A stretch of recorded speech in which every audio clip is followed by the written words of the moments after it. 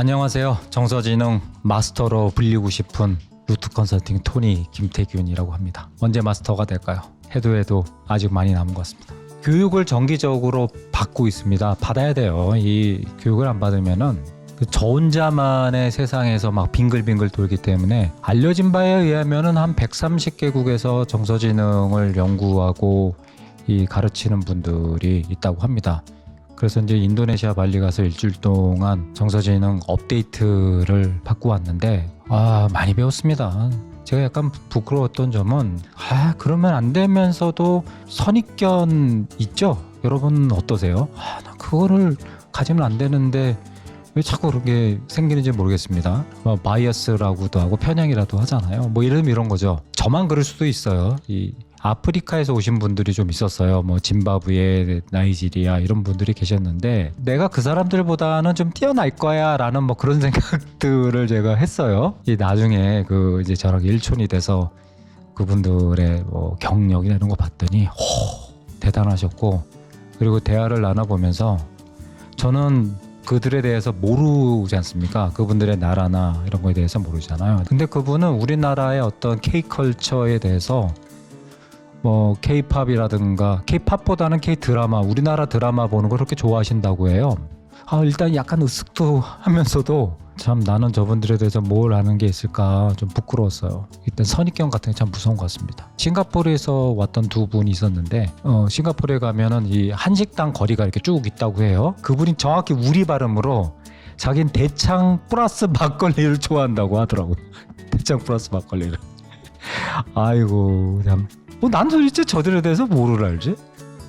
그냥 이렇게 시각이 이렇게 좀 돼야 되는데 자꾸 이렇게 좀 좁아지지 않나, 이런 반성을 굉장히 많이 하게 됐고, 저보다는 함께 일하는 동료의 수가 적다 하더라도 그분들이 이 정서지능을 그분들의 일상에서 그분들의 고객, 학생들한테 어떻게 적용하는지, 그러면서 어떤 문화를 만들어 나가는지 정말 많은 부분을 좀 배울 수 있었습니다. 자연스럽게 정서지능 하면 리더 얘기를 하게 되잖아요. 너희 나라에는 누가 위대해 그런 얘기 하죠.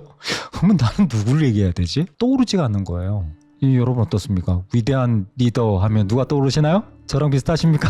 이순신 장군, 세종대왕이 떠오르는 거예요. 또 이순신 장군의 호가 뭐냐 그러면은 어떤 분이 성웅 그러는데, 성웅은 호는 아니고 위대한 영웅이라는 그분을 지칭하는 어떤 하나의 명칭일 뿐이고요. 충무공은 이제 호는 맞는데 시호라 그래서 이 왕이나 종 이품의 문무관이 어떤 큰 업적을 남겼을 경우에 이제 사후에 주시는 자귀 같은 거죠. 그래서 이제 이순신 장군은 어렸을 때 이제 받은 호는 덕암이라는 호도 있고, 자호, 또 자는 이제 여해, 그의 할아버지께서 지어주셔서 친구들끼리는 여해 이렇게 불렸다고 합니다. 너 여자에 화평할 해자, 너로 하여금 세상을 화평케 하리라. 그 조부께서 참 멋지게 지어주셨잖아요. 그래서 이제 이순신 장군 얘기를 쭉 하고, 싱가포르는 리리카뉴 얘기했고, 그 다음에 남아공에서 오신 분이 계셨어요. 이제 만델라 대통령 얘기를 쭉 해주셨는데, 제가 이 여러 유명하신 분들한테 이제 만델라에 대해서 얘기를 좀 들었습니다만은, 또 그 나라에서 오신 분이 직접 만델라 대통령에 대해서 얘기를 해주시니까 좀 달리 들렸어요. 이게 사실 이것도 제가 선입견인 거예요. 얼마나 대단한 게 있을 것이냐 그랬더니 듣는데 일단은 좀 감사한 게 뭐냐면, 이제 만델라 대통령이 이제 들어보니까 감옥에 오래 있었는데 나중에 대통령이 돼가지고 사회적인 통합을 이루었고, 제가 아는 거는 이 정도가 전부였죠. 훌륭한 분이다라고 그러는데, 좀 들어보니까 이분이 원래는 원주민 부족장의 아들이셨답니다. 그래서 이제 외세가 들어와서 나라를 뺏으려고 그러니까 싸우지 않았겠습니까? 전사, 워리어였죠. 그러다 이제 여러 과정을 통해서 근데 투옥이 되셨고 27년을 감옥에 계셨대요. 27일 있어도 너무 힘들 텐데 27년 동안 투옥이 되셨다가 이제 풀려나셨죠. 이제 풀려나서 흑인으로서 처음 남아공의 통합 대통령이 되셨습니다. 자, 여러분 권력을 잡았어요. 해코지하고 나를 힘들게 했던 사람을 좀 혼내주고 싶은 게 인지상정 아닌가요? 제 수준이 그렇습니다. 만델라 대통령은 그러지 않았다는 거죠. 용서하고 통합하고 화해하고 그러면서 정치를 끌어가면서 존경을 받았다고 합니다. 그래서 최근에 리더십을 연구하는 분들 중에서 시대를 넘나듬고 동서고금에 상관없이 그래도 제일 존경받는 리더는 이제 만델라 대통령이다라고 뭐 최근에 이렇게 많이 회자가 좀 되고 있습니다. 근데 이제 그분이 왜 위대하고 존경받는지는 여러 일화가 있는데 남아공분한테 들은 얘기를 좀 드려볼게요. 그분이 아버지가 이제 부족장이라고 그러셨잖아요. 아버지한테 그런 걸 배웠대요. 아버지가 이제 리더시니까 부족이 리더니까 회의를 하면은 이렇게 앉아서 할 거 아니에요. 근데 여러분 보통 우리는 길다란 테이블에서 보스는 제일 왜 여기 앉고 나머지는 옆에 쭉 앉아가지고 뭐 그런 경우가 많지 않습니까? 근데 부족장인 아버지께서는 항상 원 이렇게 앉아서 하게 하셨대요. 뭐 그 여러 가지 의미가 있겠죠. 그렇죠? 너랑 나랑은 위아래가 없어. 뭐 동등한 거야. 그런 걸 어렸을 때부터 만델라한테 많이 가르치시고 보여주셨기 때문에 만델라가 그걸 굉장히 중요하게 생각을 했다고 합니다. 위대한 리더십으로 칭송받는 이유 첫 번째. 두 번째가 제가 참 울림이 있었던 부분인데요. 만델라의 아버님께서는 부족장의 아버님께서는 항상 마지막에 말씀을 하셨답니다. 그러니까 아버지는 항상 마지막에 말씀을 하시면서 사람들에게 리더십을 영향력을 발휘하셨던 것 같대요. 이게 무슨 말이냐면 여러분 보통 리더가 회의를 할 때 누가 말 제일 많이 합니까? 리더가 말을 많이 하잖아요. 마지막에 말을 한다. 참 어렵습니다. 뭐 예를 들어서 제가 한번 시도를 한번 해봤어요. 마지막에 말을 안 하고 오늘은 꼭 마지막에 말을 할 거야. 근데 이제 처음에 서먹서먹하고 저만 보잖아요. 그러면 그걸 내가 못 버텨. 오늘은 뭐 이런 걸 좀 다뤄야지 않을까? 지난번 어떻게 됐지? 이렇게 점검하는 것처럼 하면서 또 내가 말을 하고 그러면 이제 땡 실패한 거죠. 노력하다 보면 됩니다. 자, 그러면 어떤 효과가 있냐면 내가 마지막으로 말하기로 마음을 먹잖아요. 그러면 상대가 누군가가 말을 처음에 어색한 그 순간을 좀 이겨내서요. 그러면 누군가가 말을 하게 됩니다. 이어가요. 그 의견을 내죠. 그러면은 사람들이 나도 공평하고 공정한 발언의 기회를 갖는구나라는 생각을 하게 됩니다. 또 하나는 뭐냐면 내가 공정하고 공평하게 발언 기회를 간다는 자체가 뭐냐면 나도 존중받는구나. 맨날 저 리더 혼자 떠드는 게 아니라 내 의견도 낼 수 있는 분이구나. 나도 존중받을 수 있는구나 라는 어떤 심리적 안정감 중에 굉장히 중요한 존중감이 생긴다는 거죠. 별거 아닌 것 같죠 여러분? 무서운 결과가 되는 겁니다. 마지막이 사실 제일 좀 와닿습니다만은 마지막으로 말을 해야겠다라는 순간 나는 뭘 해야 돼요? 들을 수밖에 없는 구조가 되는 겁니다. 구조가 내용을 만든다고 하지 않습니까? 마지막으로 오늘 내가 말을 할 거야. 그러면 상대가 나도 기회를 갖는구나. 나도 존중받는구나. 내가 들을 수밖에 없는 구조가 되는구나 라고 했다고 합니다. 그래서 이제 아버지한테 이게 두 가지를 배웠다고 하잖아요. 동등한 기회를 주자, 마지막으로 말을 하자. 물론 이게 전부는 아니겠죠.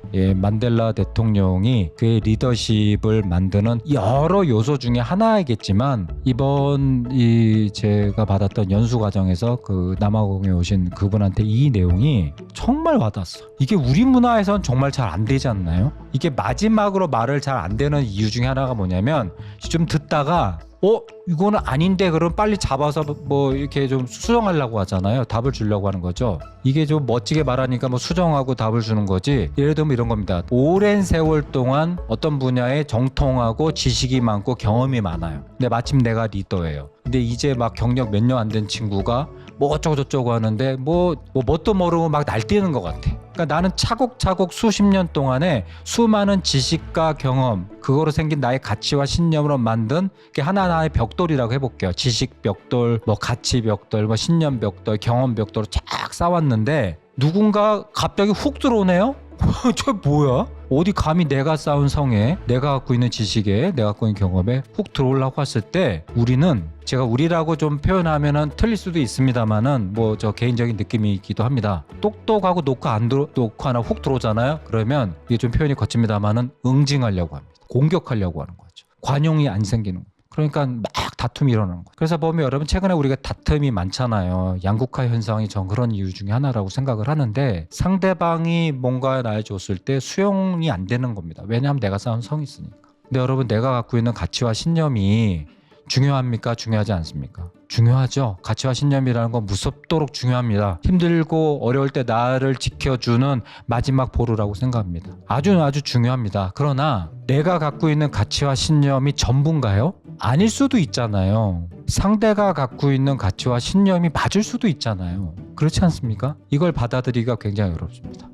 그러니까 사과가 잘 안 되죠. 저는 좀 이렇게 높으신 분들이 가끔 유감입니다 라는 표현을 쓸 때마다 그렇게 사과하기가 싫은가? 그렇게 못 받아들이나? 그거는 이래저래해서 제가 놓쳤습니다. 미안합니다. 다음에 제대로 잘해보겠습니다. 기회를 한번 다시 주십시오. 네, 당신 의견도 맞습니다. 미안합니다. 사과 딱 하면 되잖아요. 근데 우리는 참 크게 잘 안 되는 것 같아요. 유감이라는 말이 정확하게 사과는 저는 아니라고 좀 생각이 듭니다. 받아들이기가 힘든 거죠. 나의 지식과 경험으로 쌓은 그 성도 중요합니다만은 여러분 상대방도요. 그 자리까지 오기까지 얼마나 노력을 많이 했겠습니까? 얼마나 많은 피와 땀으로 그 성을 만들어 왔겠습니까? 그거 인정해 줘야 되거든요. 근데 참 잘 안 됩니다. 그래서 내가 살아오면서 만든 나의 어떤 인생의 결들이 있죠. 그만큼 중요한 것이 또 상대방이 만든 인생의 결입니다. 그래서 이제 내가 이게 중요하다고 했지만 뭐 어쩔 때는 들어보니까 저 사람이 맞을 수도 있겠구나. 그럴 수도 있잖아요. 근데 내가 이렇게 하자고 했지만 저 사람과 대화를 하다 보니까 저 사람이 갖고 있는 생각과 가치와 신념이 더 중요해. 그러면 내 생각을 좀 바꿀 수도 있는 그 여지가 좀 중요하지 않을까요? 언행일치가 중요하지만 세상에 사람이 살다 보면 좀 안 맞을 때도 있죠. 그때는 상대방을 수용해서 할 수도 있습니다. 그런데요. 여러분 중요한 포인트 하나는 나의 가치와 신념도 중요하고 상대와 가치와 신념이 중요해서 나의 말과 행동을 좀 바꿀 수도 있죠. 그럴 수도 있어요. 그런 좀 여력을 갖고 계시면 좋은데 너무 자주 바꾸잖아요. 막 가치와 신념이라든지 내가 쌓은 성도 뭐 내 스스로 막 금방 무너뜨리고 상대방 말에 막 다 따라다니고 그러면 사람이 떠납니다. 여러분 그렇지 않나요? 가만히 생각해 보세요. 쟤는 말할 때마다 달라. 어제 말한 게 다르고 올해 말한 게 달라. 너무 많이 바뀌어. 그러면 사람이 떠난다니까요. 회사 언어로 말씀을 드리면 고성과자들이 많이 떠납니다. 언행일치가 안 되고 가치와 신념이 없거나 수시로 바뀌고 요즘에 내 주위에서 사람이 좀 떠난다 싶으면은 내가 언행일치가 잘 되고 있느냐 나의 가치와 신념이 있느냐 가치와 신념이 잘 지켜지고 있느냐도 한번 점검해 보실 필요가 있어요. 거듭 말씀드리지만 내게 중요한 것만큼 상대도 굉장히 중요해요. 그거를 받아들일 수 있는 포용성, 관용성 너와 나는 크게 다르지 않아. 우리는 공정성 요건 이제 우리가 DEI라고 하잖아요. 이제 기회가 되면 제가 이거 더 말씀을 좀 더 드려보도록 하겠습니다. 오늘 이 리더십 얘기를 좀 드렸고요. 지적지능만큼 정서지능도 꾸준히 공부하면서 올려야 된다. 제가 공부하고 온 얘기를 들으면서 다른 나라 사람들한테 또 많이 배웠다. 내가 갖고 있는 지적지능만큼 정말 저 사람도 많이 받고 있고 그분들도 역시 정말 똑똑하고 아는 것만큼 뭐 학위도 있으시고 그러지만 정서와 감정이라는 것이 정말 중요하다는 사실을 다시 한번 깨닫게 됐고 그의 대표적인 분으로서 만델라 대통령에 대한 얘기를 들었던 사례가 저한테 크게 와닿았습니다. 이 사회적인 통합을 이뤄내기 위해서 본인이 갖고 있는 정서와 감정뿐만 아니라 상대가 갖고 있는 정서와 감정을 함께 보면서 본인이 갖고 있는 가치와 신념을 중요하게 여기면서도 상대의 것도 중요하게 여기면서 또 자기 것도 지키고 상대를 지켜주는 그리고 진짜 중요했던 부분이 이제 경청하는 거였더라고요. 여러분 경청은 정서지능 8개 역량 중에서 가장 중요한 역량인 공감에서 아주 핵심적인 행동입니다. 핵심적인 말과 행동이 이 경청입니다. 여러분 그 경청이라고 듣는 것만 하는 게 아니에요. 이렇게 말씀도 해주셔야 돼요. 취임새도 하셔야 되고 이런 부분들이 모였을 때 정서지능이 만들어지고 그래 정말 지적지능이 뛰어나신 분들에게 이런 정서지능이 생겼을 때 더 성과가 나고 지금보다 또 다른 미래를 만들어가지 않나 이런 좀 생각이 좀 듭니다. 그래서 사회 곳곳에서 영향력을 발휘하기 위해서는 지적지능만큼 필요한 여러 사회적인 지능 그 중에서도 정서지능을 가능한 많은 분들께 제가 전달해 드리고 쉽고 일상에서 쓸 수 있는 어떤 팁으로 전달해 드리도록 하겠습니다. 감사합니다. 안녕하세요. 정서지능을 공부하고 있는 루트 컨설팅 토니 김태균입니다. 오늘은 헤드폰을 쓰라고 그래가지고요. 우리 감독님들께서 녹음도 한다고 헤드폰을 끼고 제 목소리를 듣고 있는데 좀 생소하네요. 남들이 저에게 이제 정서지능 마스터라고 이제 말씀을 해주시는데 마스터는 아직 아니고요. 마스터를 하기 위해서 매일 연습을 합니다. 지능이라는 것이 하루아침에 생기지 않지 않습니까, 여러분? 여러 번 반복을 해야지만 결과가 나타나잖아요. 정서지능은 더한 것 같아요. 운전도 조금씩 하면 이렇게 느시는 것처럼 얘도 늘어요. 그럼 여러분이 조금 더 마음도 편해지시고 행복한 삶을 갖고 있고 성과도 내신다고 좀 믿습니다. 여러분, 우리 아이들이 굉장히 똑똑한 거 아시죠?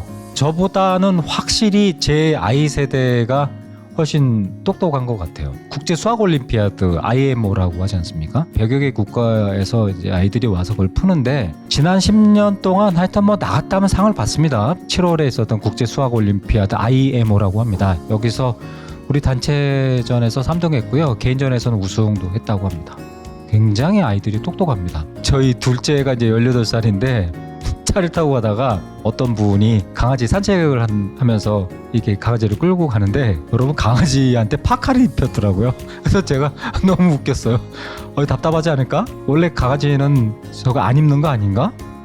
답답하지 않을까 그랬더니 제 둘째가 아빠 원래 걔는 야생에 동물의 야생에 있지만 저 아이들은 반려동물으로서 그렇게 적응하고 옛날에 갖고 있었던 능력이 태화된 거 아닐까 하면서 적자생존론부터 해가지고 뭐 어떤 상황에 태화되는 그 얘기를 쭉 해주는데 깜짝 놀랐습니다. 와, 이 아이들이 진짜 똑똑하구나 그런 생각을 참 많이 했어요. 주위에 보시면은 똑똑한 사람이 정말 많지 않습니까? 우리 리더라고 하는 분들도 보면 엄청나게 똑똑하잖아요. 지난 이야기에서 이순신 장군과 뭐 만델라 이런 얘기를 쭉 해드렸는데 뭐 그렇다고 뭐 우리나라에서 위대한 리더가 없냐 뭐 그런 거는 아닙니다만은 제가 좀 부러운 점이 있어요. 이제 거기서 또 여러 사람들하고 얘기를 좀 해보면 우리는 이제 훌륭한 리더 얘기하면은 이순신 장군 세종대왕 얘기를 하잖아요. 남아공 사람은 또 만델라 얘기를 했고 그럼 미국인한테 물어보면 너는 누구를 제일 존경하냐 그랬더니 그 친구는 오바마 얘기를 하고 또 뭐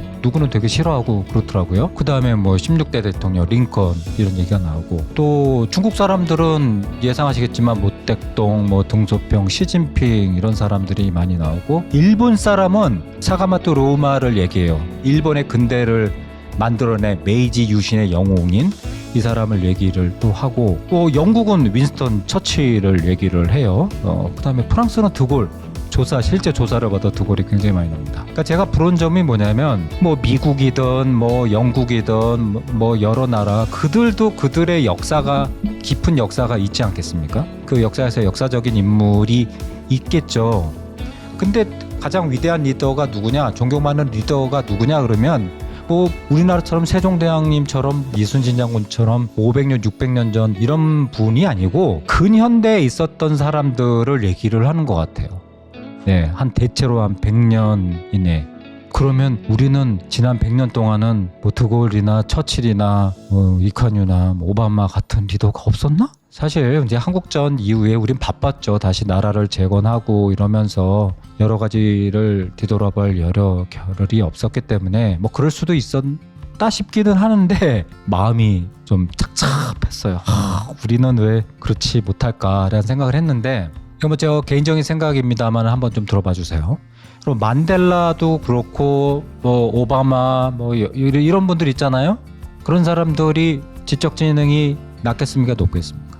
아유 모르긴 몰라도 몇 분을 찾아봤더니 그 나라에서 넘버 1, 2 또는 뭐 세계적인 대학을 나오신 분들 그런 학교를 나오고 뭐 변호사부터 해가지고 뭐 판사 뭐 의사도 있고 소위 말하는 지적지능의 끝판왕이라고 하는 분들이 대다수였습니다.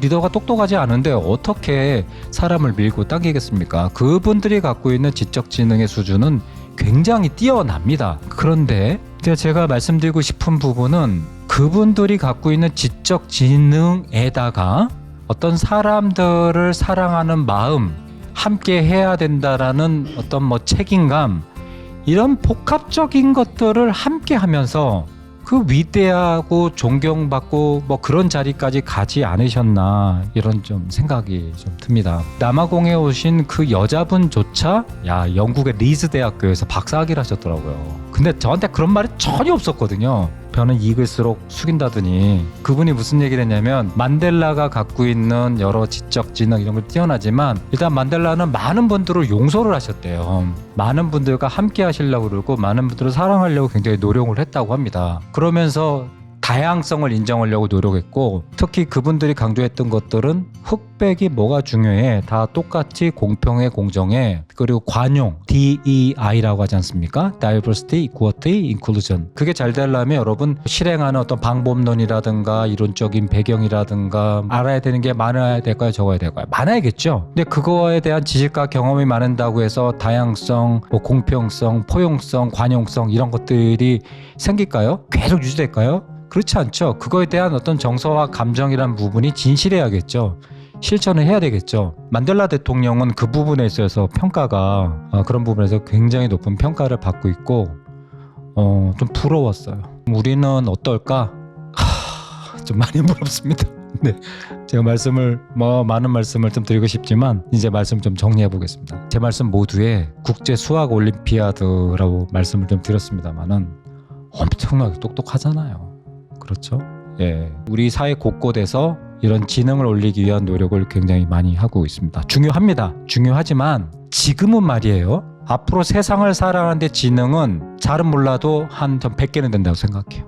그 중에 하나 지적지능. 그 다음에 어떤 다양한 사회적 지능들이 있어요. 예술 지능부터 해서 다양한 지능들이 있습니다. 다양한 사회적 지능이 지적 지능과 함께 높아져야 돼요. 그러면 지적 지능이 이제 안 중요하느냐? 있어야 되는데 아마도 상당 부분은 인간이 할 필요는 없어질 것 같아요. 여러분 경험하고 계시죠? 전 챗GPT로 제 아내가 상장을 이렇게 만드는 게 있었는데 그 상장 문구 한 2문구 들어가는 것도 또 쉽지 않지 않습니까? 이야, AI가 그냥 해주니까 한 열 몇 개를 쭉 얘기해 주는데 기가 막히더라고요. 앞으로는 누군가가 많이 대체할 겁니다. 그 누군가가 로봇가 되든지 기계가 되든지 아마 그렇겠죠. 과학기술이 대체가 되죠. 그러면 인간이 그 지능을 안 쓰게 되면서 지능이 떨어지게 될 겁니다. 그러면 지능이 떨어지면 사회가 유지가 될까요? 힘들 거예요. 그러면 다른 사회 지능이 높여지면서 전체 지능의 균형을 맞춰야 됩니다. 여러분 그 중에 하나가 정서지능입니다. 저는 정서지능을 2017년부터 시작해서 교육만 하더라도 수십 번 받았고요. 투자한 시간이 여러분 상상 이상으로 굉장히 많이 투자를 했습니다. 그러면 정서지능을 공부를 많이 하면 정서지능이 생기느냐? 반드시 비례하지는 않는다고 생각을 해요. 그 지능만큼 정서를 지적으로 공부한 만큼 다른 사람의 정서에 대해서 저 사람이 갖고 있는 감정에 대해서 존중하고 저 사람이 갖고 있는 가치와 신념에 대해서 받아들이고 공감해주고 힘들고 어렵지만 잘 될 거라는 믿음 한번 가져보고 이런 활동이 병행이 됐을 때 서로 존경하는 사람이 많아지고 사랑받는 사람이 많아지지 않을까 좀 생각을 합니다. 오늘 말씀의 결론은 우리나라에도 위대한 리더가 많이 나왔으면 좋겠다 라는 얘기입니다만은 위대한 리더가 갖고 있는 능력은 지적지능 너무너무 중요합니다. 그러나 지적지능만큼 그 지적지능을 활용하실 때 나의 감정, 상대의 감정을 함께 다루는 능력까지 그 지능까지 함께 올라가셔서 그 지능의 균형이 맞춰진다면 이제 제가 건방진 얘기인지 모르겠습니다만은 우리도 아마존, 애플 시가총액 4천조 하는 회사를 뛰어넘는 나라가 되고 세계 넘버원, 투하는 강력한 힘을 가질 수 있다고 생각을 합니다. 너무 거창한 것 같습니다만은 지능의 스펙트럼을 다양하게 해서 전반적인 지능에 상향평준화하는 것이 제 인생의 노블골입니다. 도움이 되도록 노력하겠습니다. 감사합니다. 두려움 없는 조직, 에이미 에드먼슨이라고 하버드의 유명한 교수님이 계시죠. 그분이 쓴 책이 아주 유명합니다. 주제가 아마도 심리적 안정감을 어떻게 조직을 혁신시키고 학습시킬 것이냐, 어떻게 성장시킬 것이냐. 그 책을 보고 아마 그 회사의 누군가가 이게 소위 말해서 꽂히셨나 봐요. 두려움을 없애는 조직에 대해서 해달라 그래가지고 제가 가게 됐는데 원래 이제 그분들이 기대하시는 거는 그런 거였겠죠. 두려움을 없애고 어떻게 하면 심리적 안정감을 높일 것이냐 그런 걸 기대하셨겠죠. 근데 제가 첫 시간에 딱 시작하자마자 두려움을 어떻게 없앱니까? 두려움은 없애지 못합니다. 두려움이라는 감정을 없앤다? 거의 불가능합니다.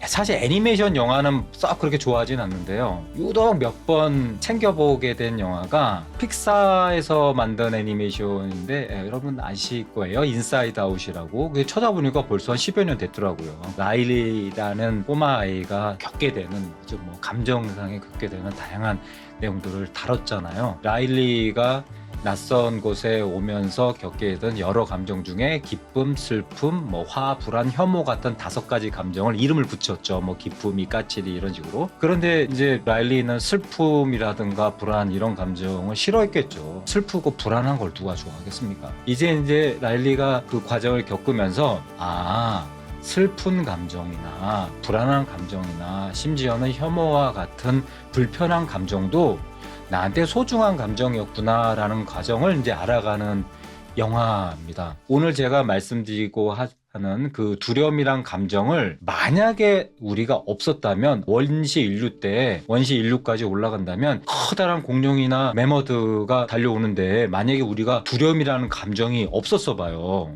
사람은 끝났을 겁니다.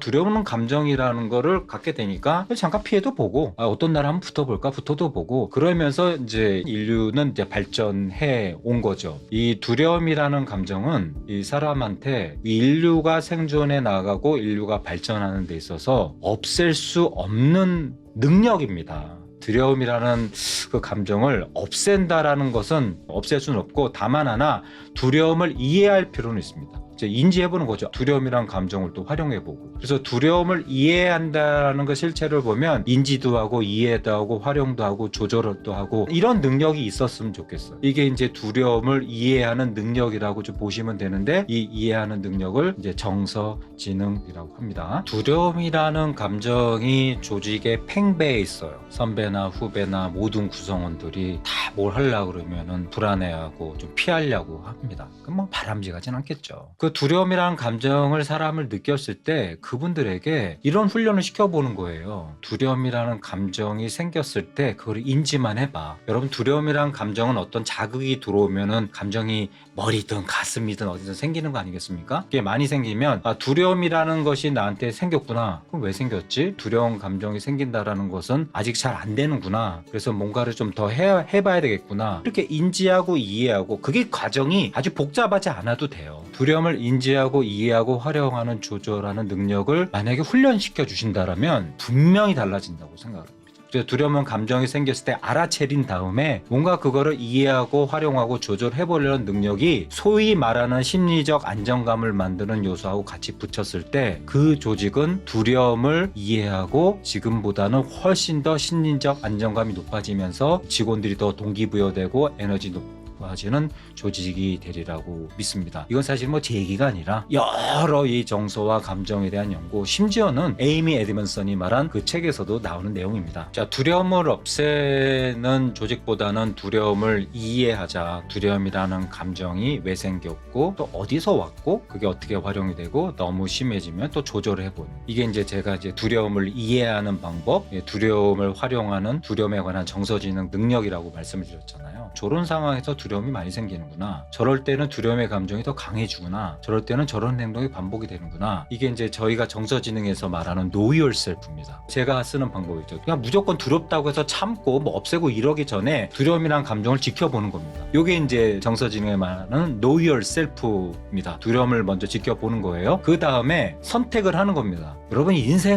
사람의 인생은 어떤 선택을 하느냐에 따라서 달라지지 않습니까? 하나의 선택이 모여서 그 사람이 만들어지고 그 사람의 인생이 만들어지는 것 같아요. 그러면 예전에 했던 저의 선택, 두려움이란 감정이 생겼을 때 했던 선택보다는 그게 이제 만족스럽지 않다는 거죠. 다른 선택을 해볼까? 의도적으로 내가 이런 말과 행동을 바꿔볼까? 두려움이란 감정을 이런 감정으로 바꿔볼까? 두려움이란 감정에 대해서는 어떻게 해서 에너지가 넘치지? 아무리 두렵지만 그럼에도 불구하고 도움이 되는 부분, 가능성 있는 부분이 있지 않을까? 요게 이제 의도적으로 하는 선택, Choose Yourself라고 합니다. 그래, 내가 이런 감정이 생겨서 이런 두려움이 생겨서 이런 행동을 하고 이런 의도를 가지고 다르게 바꿔보려고 해. 그게 왜 그러지? 이렇게 해서 내가 정말 얻고자 하는 게 뭐지? 이렇게 했을 때 또 상대한테는 어떤 영향이 미치지? 이게 이제 두려움과 관련해서 Know Yourself, Choose Yourself, Give Yourself 하는 이 정서지능의 방법론 KCG 모델이라고 합니다. 그럼 이게 별거 아닌 것 같지만 저는 제 인생이 이 정서지능 KCG 모델을 만나기 전과 만나기 후가 나눠지는 것 같아요. 저는 이제 전화 울렁증이 좀 있었어요. 제가 힘들어하는 사람들이 전화번호만 떠도 막 두려움이 떨어가지고 밤새 한숨 못 자고 밤새 낑낑대고 그리고 아침에 출근하고 이랬던 적이 사실 저 정말 많습니다. 이게 제가 정서지능 공부하기 전이죠. 근데 지금도 그런 상황은 사실 뭐 그런 상황도 좀 많이 줄었습니다만은 상황이 발생하잖아요. 그러면 먼저 두려움을 지켜봐요. 아, 왔네. 두려움이 이번엔 자주 오네. 느낌상 좀 센 것 같아. 아, 왜 이렇게 반복이 되지? 이랬을 때 내가 주로 이런 말과 행동을 하고 밤새 잠도 못 자고 이랬잖아. 그럼 제가 이제 의도적으로 선택을 하는 거죠. 그래봤자 나는 내일 아침에 새벽에 일어나서 출근해서 멀리 가서 강의해야 되는데 나한테 도움될 게 없잖아. 의도적으로 일어나자.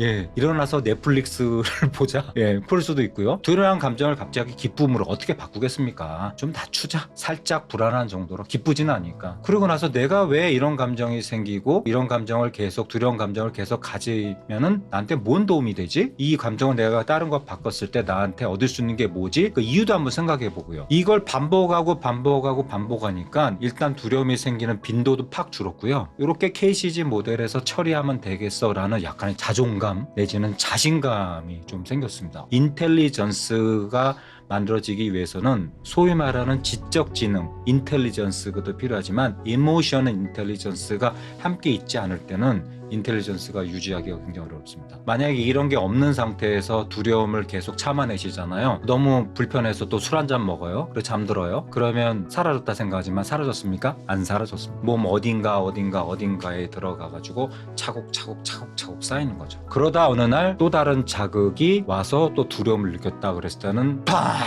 터지는 거죠. 그러니까 얘네들이 이렇게 살짝 어떻게 처리한다고 해서 사라진 게 아니라 이 안에서 어두운 에너지로 변해서 괴물이 돼버립니다. 얼마 전 3월 8일은 미국에서 있었던 아주 중요한 날이었습니다. 무슨 날이었냐면 SEL Day라고 해서 Social Emotional Day라고 해가지고요. 미국 아이들한테는 일주일에 반드시 10%씩 방금 제가 말씀드렸던 두려움이라든지 여러 정서를 인지하고 이해하고 활용하고 조절하는 감정을 지켜보는 능력, 정서지능을 10%씩 반드시 공부하게 돼 있습니다. 이거를 SEL이라고 합니다. SEL 협회가 있어요. 왜 그러냐면 그런 거를 어렸을 때부터 해야 됩니다. 여러분 아이들은 정서의 완성을 한 5살로 본답니다. 5살 정도 되면 희노애락을 다 느낀다고 합니다. 근데 나를 힘들게 한다 생각하는 두려움, 화, 혐오 그런 감정들도 아이들한테 인지하고 이해하고 활용하고 조절하는 능력을 어렸을 때부터 가르쳤다라면 아이들이 커서 또 굉장히 달라지지 않겠습니까? 그런 것들을 배웠다라면 그 아이들이 사회에 나왔을 때 힘들고 어렸을 때 좀 버텨내고 이겨냈을 거라는 거죠. 2011년에 미국 연방의회에서 법으로 제정을 해버렸습니다. 그래서 만든 프로그램이 SEL입니다. 제가 SEL 데이를 보면서 딱 생각했던 영화가 오늘 처음 모두에 말씀드렸던 인사이드 아웃이었어요. 감정에 대해서 재미없어 보이는, 재미없게 느끼는, 다소 좀 지루해 보이는 그런 주제인데 그걸 영화로 만들어냈잖아요. SEL 데이를 보면서 좀 대단하다 이런 생각을 했는데 몇 달 뒤에 인사이드 아웃 2가 나온답니다. 2가 나온대요. 근데 이제 앞에는 기쁨, 슬픔, 불안, 혐오, 화 5개였는데 3개인가? 4개가 더 붙었답니다. 근데 왜 붙었을까요? 라일리가 5개의 감정을 얘기했으면 5개만 더 충분할 것 같은데 왜 3개가 더 들었겠습니까? 라일리가 컸잖아요. 라일리가 사춘기 소녀가 됐습니다. 사춘기 때는 여러분 감정의 천국, 이 감정이 생기는 편도체가 가장 많이 활성화될 때입니다. 그래서 9월에 개봉이 되는 인사이드 아웃 2가 상당히 기대가 됩니다. 우리를 불편하게 만드는 그 감정, 두려움, 화, 불안 같은 감정들을 참아내서 해결이 된다 그러면 제가 오늘 여기서 이런 영상을 왜 찍겠습니까? 그래서 두려움을 이해하시는 능력, 정서지능 능력을 조금씩 연습을 해보시고요.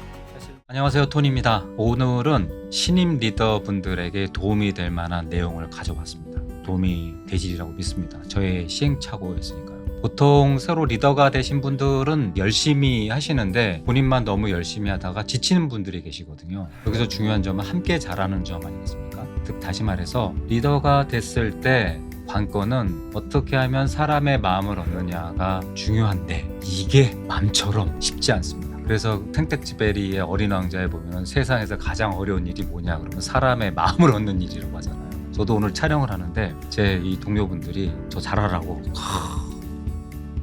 과자도 주고 예, 저한테 외적 동기부여를 해주셨는데 저 과자 하나가 저의 마음을 그 사람한테 주게 만들었거든요.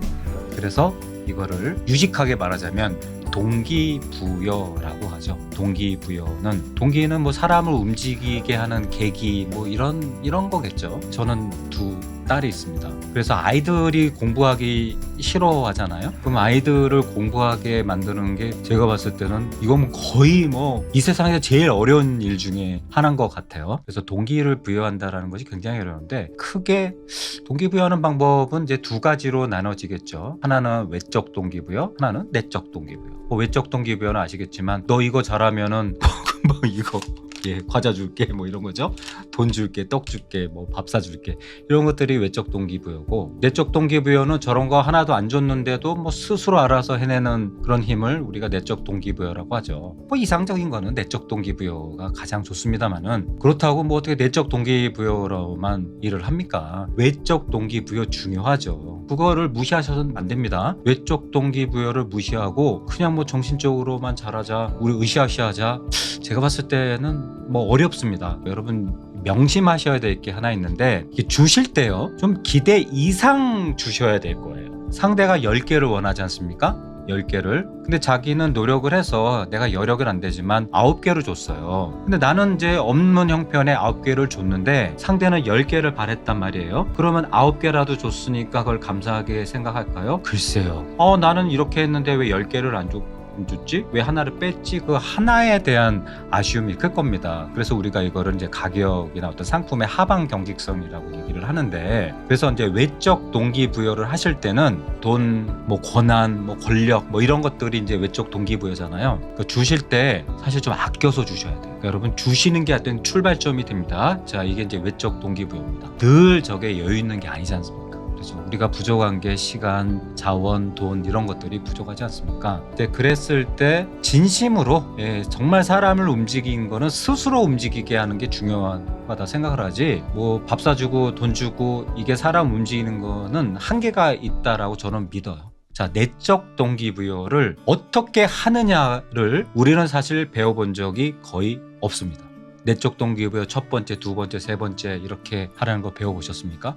저는 배워본 적은 없는 것 같아요. 물론 뭐 책 보고 알아서 혼자는 했지만. 그래서 내적 동기부여는 여러분 두 가지의 방법이 있습니다. 내적 동기부여의 첫 번째 방법은 일반화를 따르는 방법입니다. 두 번째 방법은 개인화하는 방법인데요. 둘 중에 하나만 해서는 잘 안 먹히는 것 같아요. 둘 다 하셔야 되는데, 순서는 일반화 하신 다음에 개인화 하시는 방법을 따르시면 무난하실 겁니다. 자, 일반화는 무슨 말이냐면, 내적 동기부여하는 것이 쉽겠습니까? 어렵겠습니까? 어렵겠죠. 그러니까 이 세상에 이제 똑똑하고 공부 많이 하신 분들이 내적 동기부여에 대한 연구를 얼마나 많이 했겠습니까? 다니엘 핑크라는 분이 쓰신 드라이브라는 연구 결과, 책으로 연구 결과를 집대성했는데 아주 괜찮아요. 내적 동기부여에 대한 고민이 있으신 분들은 다니엘 핑크의 드라이브를 읽어보시기 바랍니다. 뭐 결론을 말하면 내적 동기부여하는 방법은 세 가지다. 자율성, 두 번째는 전문성, 세 번째는 뭐 목적성을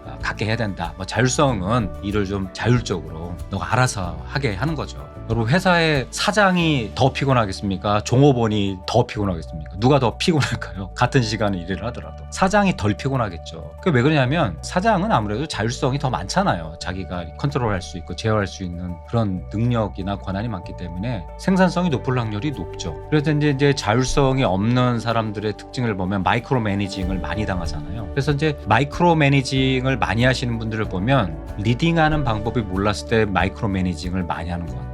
그래서 어쨌든 다니엘 핑크가 연구한 내적 동기부여하는 첫 번째 방법은 자율성을 많이 주자. 너무나 당연한 얘기지만 어렵죠. 두 번째는 전문성. 여기서 나랑 같이 일하게 되면은 당신도 몇 년 뒤에는 나처럼 전문가가 될 수 있어. 나처럼 클 수 있어. 이런 어떤 전문성에 대한 희망을 주는 거고요. 세 번째는 목적성은 이 일을 왜 하냐 하는 일의 목적에 대한. 그래서 자율성, 전문성, 목적성 이런 것들을 함께 일하는 사람들한테 잘 갖춰주면 아무래도 뭐 내적 동기부여하는데 도움이 되지 손해가 되지는 않지 않겠습니까? 그렇죠. 자율성, 전문성, 목적성. 그래서 굉장히 많은 리더십 콘텐츠에서 내적 동기부여에 대해서 뭔가 노하우나 방법론을 이야기할 때 이 다니엘 핑크의 드라이브 이 세 가지 요소를 차용을 해요. 맞아요. 그게 좋아요. 좋은데 일반적인 내용 같아요. 그런데 이제 일반화를 바탕으로 해서 개인화를 해줘야 되는데, 지난 2월인가 제가 인도네시아 발리에 가서 정서지능 업데이트 교육을 이제 받았는데, 저 선생님이신 우리 닥터 수 맨날 아마 선생님이 저한테 물어보시는 거예요. 영어로 What drained you? What drained you, Tony?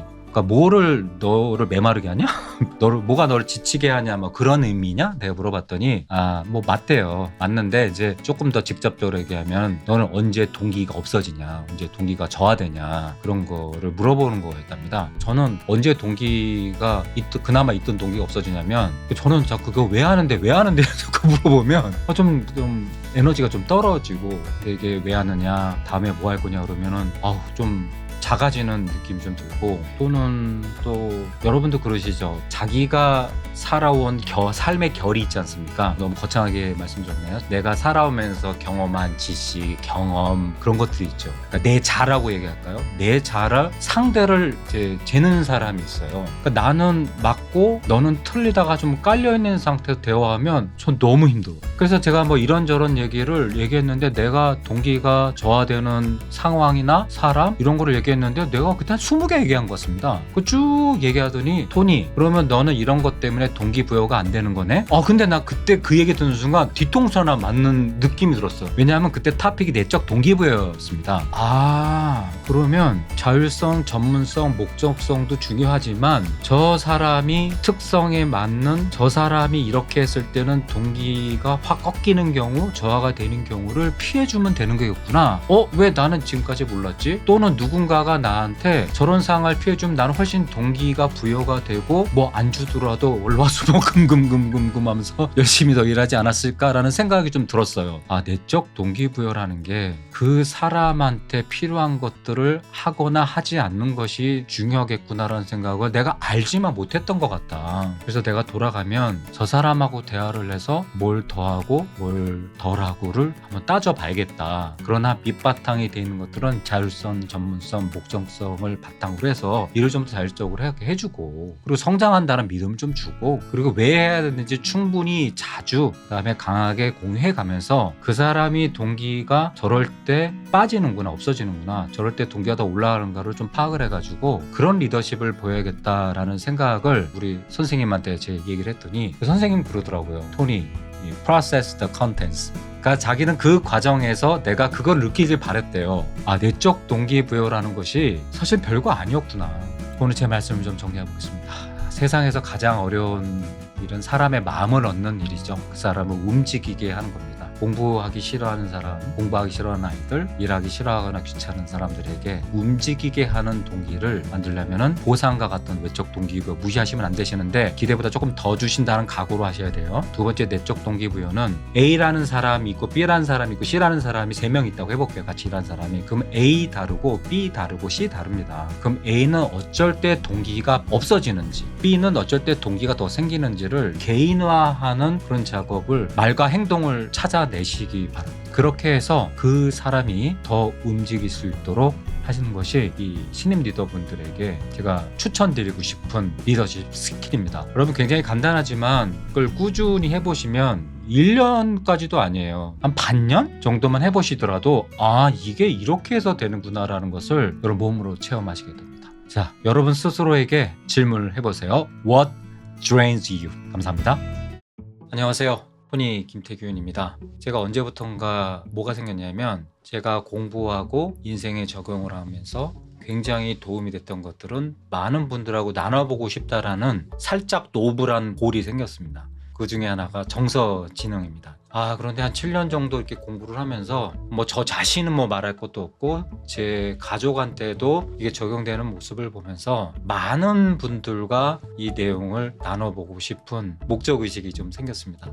많은 분들하고 좀 도움이 되셨으면 합니다. 그래서 얼마 전에도 계획하지 않았던 여행을 짧게 좀 다녀왔는데요. 그 과정에서 희한한 교훈이 좀 생겨가지고요. 그 내용을 오늘 좀 말씀을 좀 드려볼까 합니다. 미국을 갔다 왔어요. 이제 미국을 갔다 왔는데 요즘 다 앱으로 비행기 티켓을 구매하지 않습니까? 체크인도 다 한 거죠. 체크인을 해서 이제 공항에 가려면은 저희 집 앞에 공항버스가 있는데 공항버스 그냥 가면 안 태워줍니다. 미리 예약을 해야 된다고 하나요? 버스 타고라는 앱으로 이게 다 결제하고 번호까지 다 받습니다. 그래서 올라갈 때 그 QR코드를 그냥 찍으면 돼요.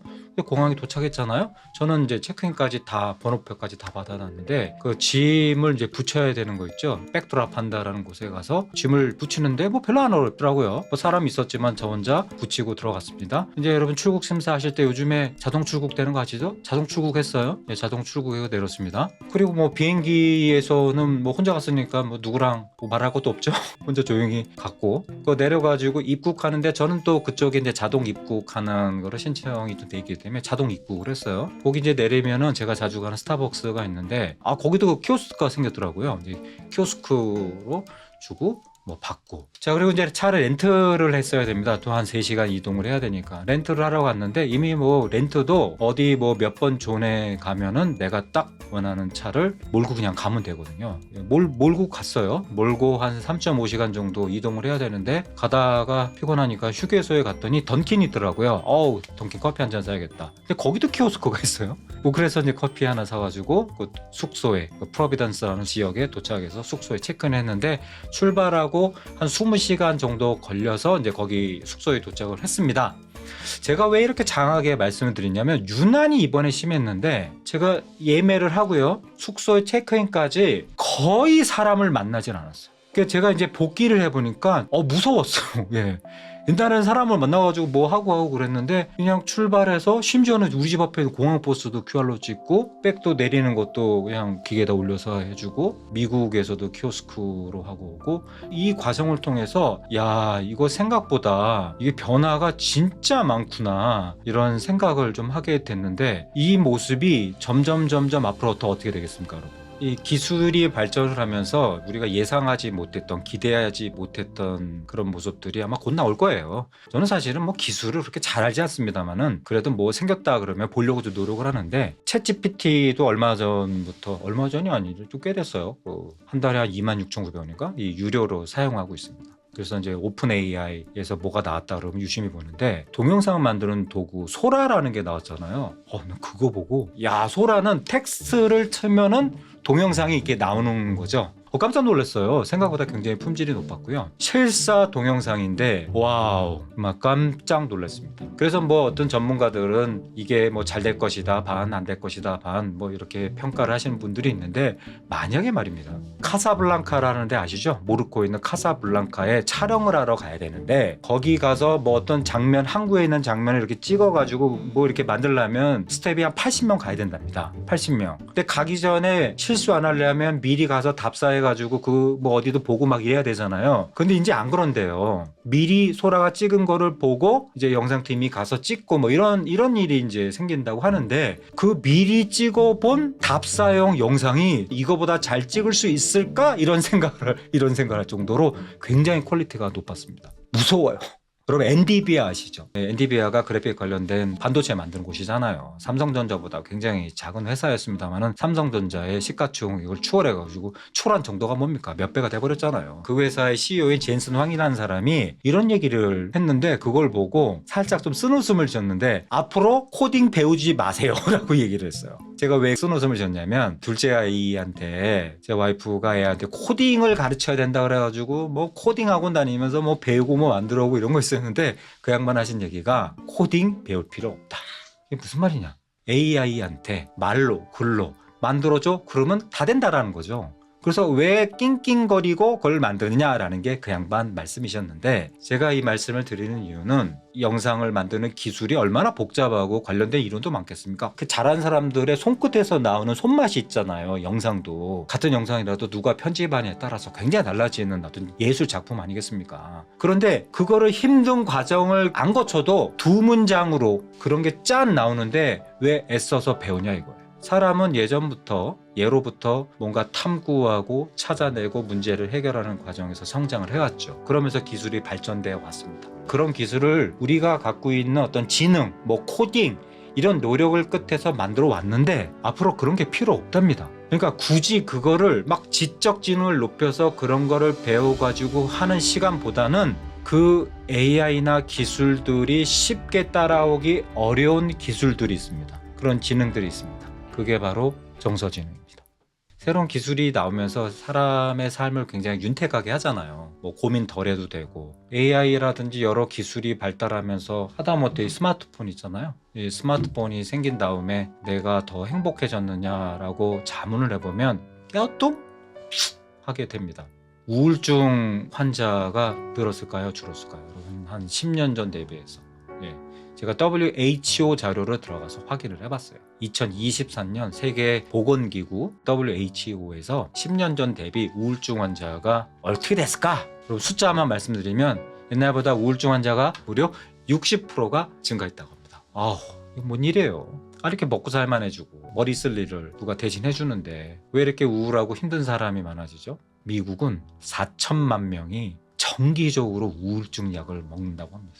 아니 그러면 예전보다는 머리 쓰는 일도 좀 줄고 기술도 굉장히 발전했고 이런데 왜 힘들고 어렵고 가슴 아프고 우울하고 이런 분이 많죠?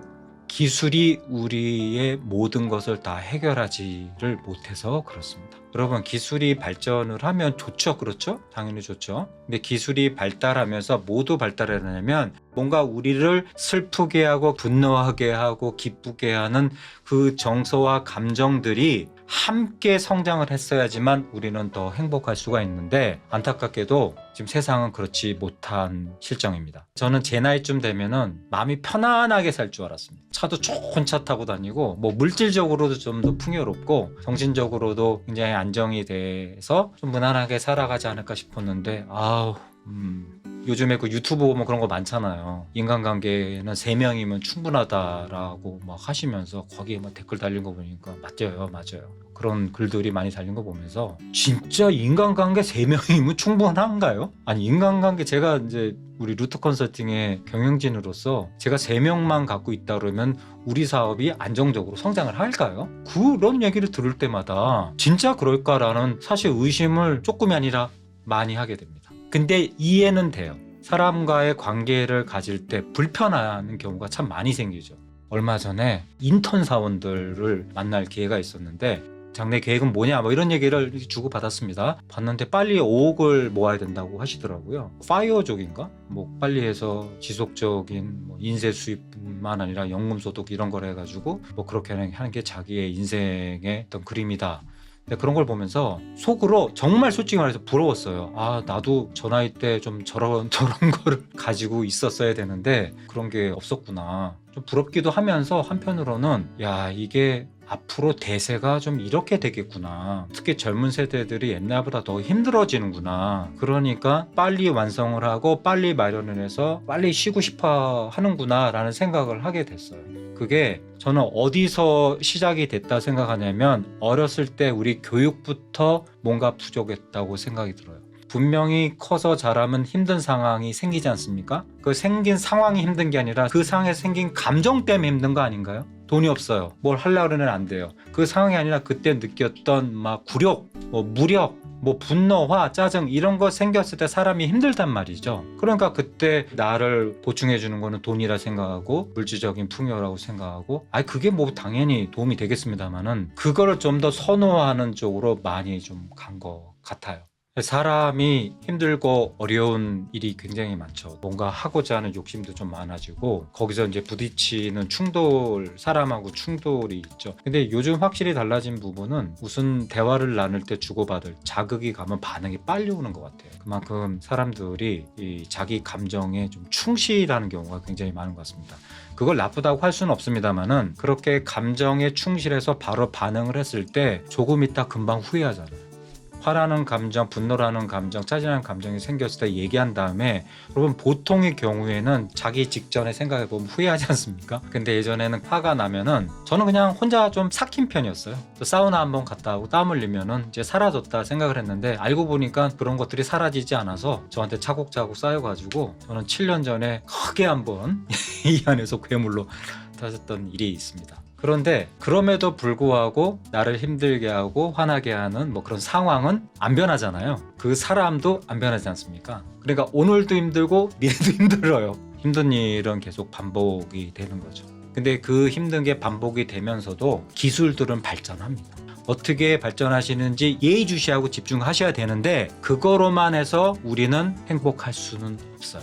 그 기술이 결국 우리를 행복하게 해주는 보증수표는 아니니까요. 그래서 힘들고 어려운 상황에 생기실 때 나의 감정을 지켜보시는 능력을 같이 가져가시기 바랍니다. 안녕하세요, 토니입니다. 오늘은 제 친구들을 위한 시간을 만들어 보겠습니다. 이 유튜브 부제를 인생 하반기 전략회의라고 꼭 좀 붙여주세요. 제가 무슨 말씀이냐면 제 친구들이 이제 회사를 다녔던 시간보다 회사를 다닐 시간이 더 많지는 않습니다. 걱정이 많습니다. 어떻게 살아야 되나 고민이 많은데요. 나머지 인생을 어떻게 살아야 되느냐에 대한 제 생각을 오늘 같이 한번 공유해 보겠습니다. 우리나라가 초고령 사회로 거의 진입한 거 아시죠? 이제 초고령 사회라고 하는 것은 인구의 65세 이상이 한 20% 이상 되는 사회를 초고령 사회라고 하는데, 여러분 100살 사는 것이 재앙입니까? 축복입니까? 결론부터 말하면 준비가 안 됐어요. 안 된 사람한테는 60세까지 다니다가 40년 더 산다라는 것은 만만치 않은 긴 시간이 됩니다. 제 친구들을 이렇게 만나보면 직장 생활을 열심히는 해왔지만 좀 어떻게 살아야 되지? 이런 고민들을 굉장히 많이 합니다. 그럼 50살은 노년입니까? 청년입니까? 얼마 전에 저희 옆집에 사셨던 형님이 이제 저보다 10살 연상이셨는데요. 저랑 같이 이렇게 운동을 해봐도 저보다 힘도 더 세요.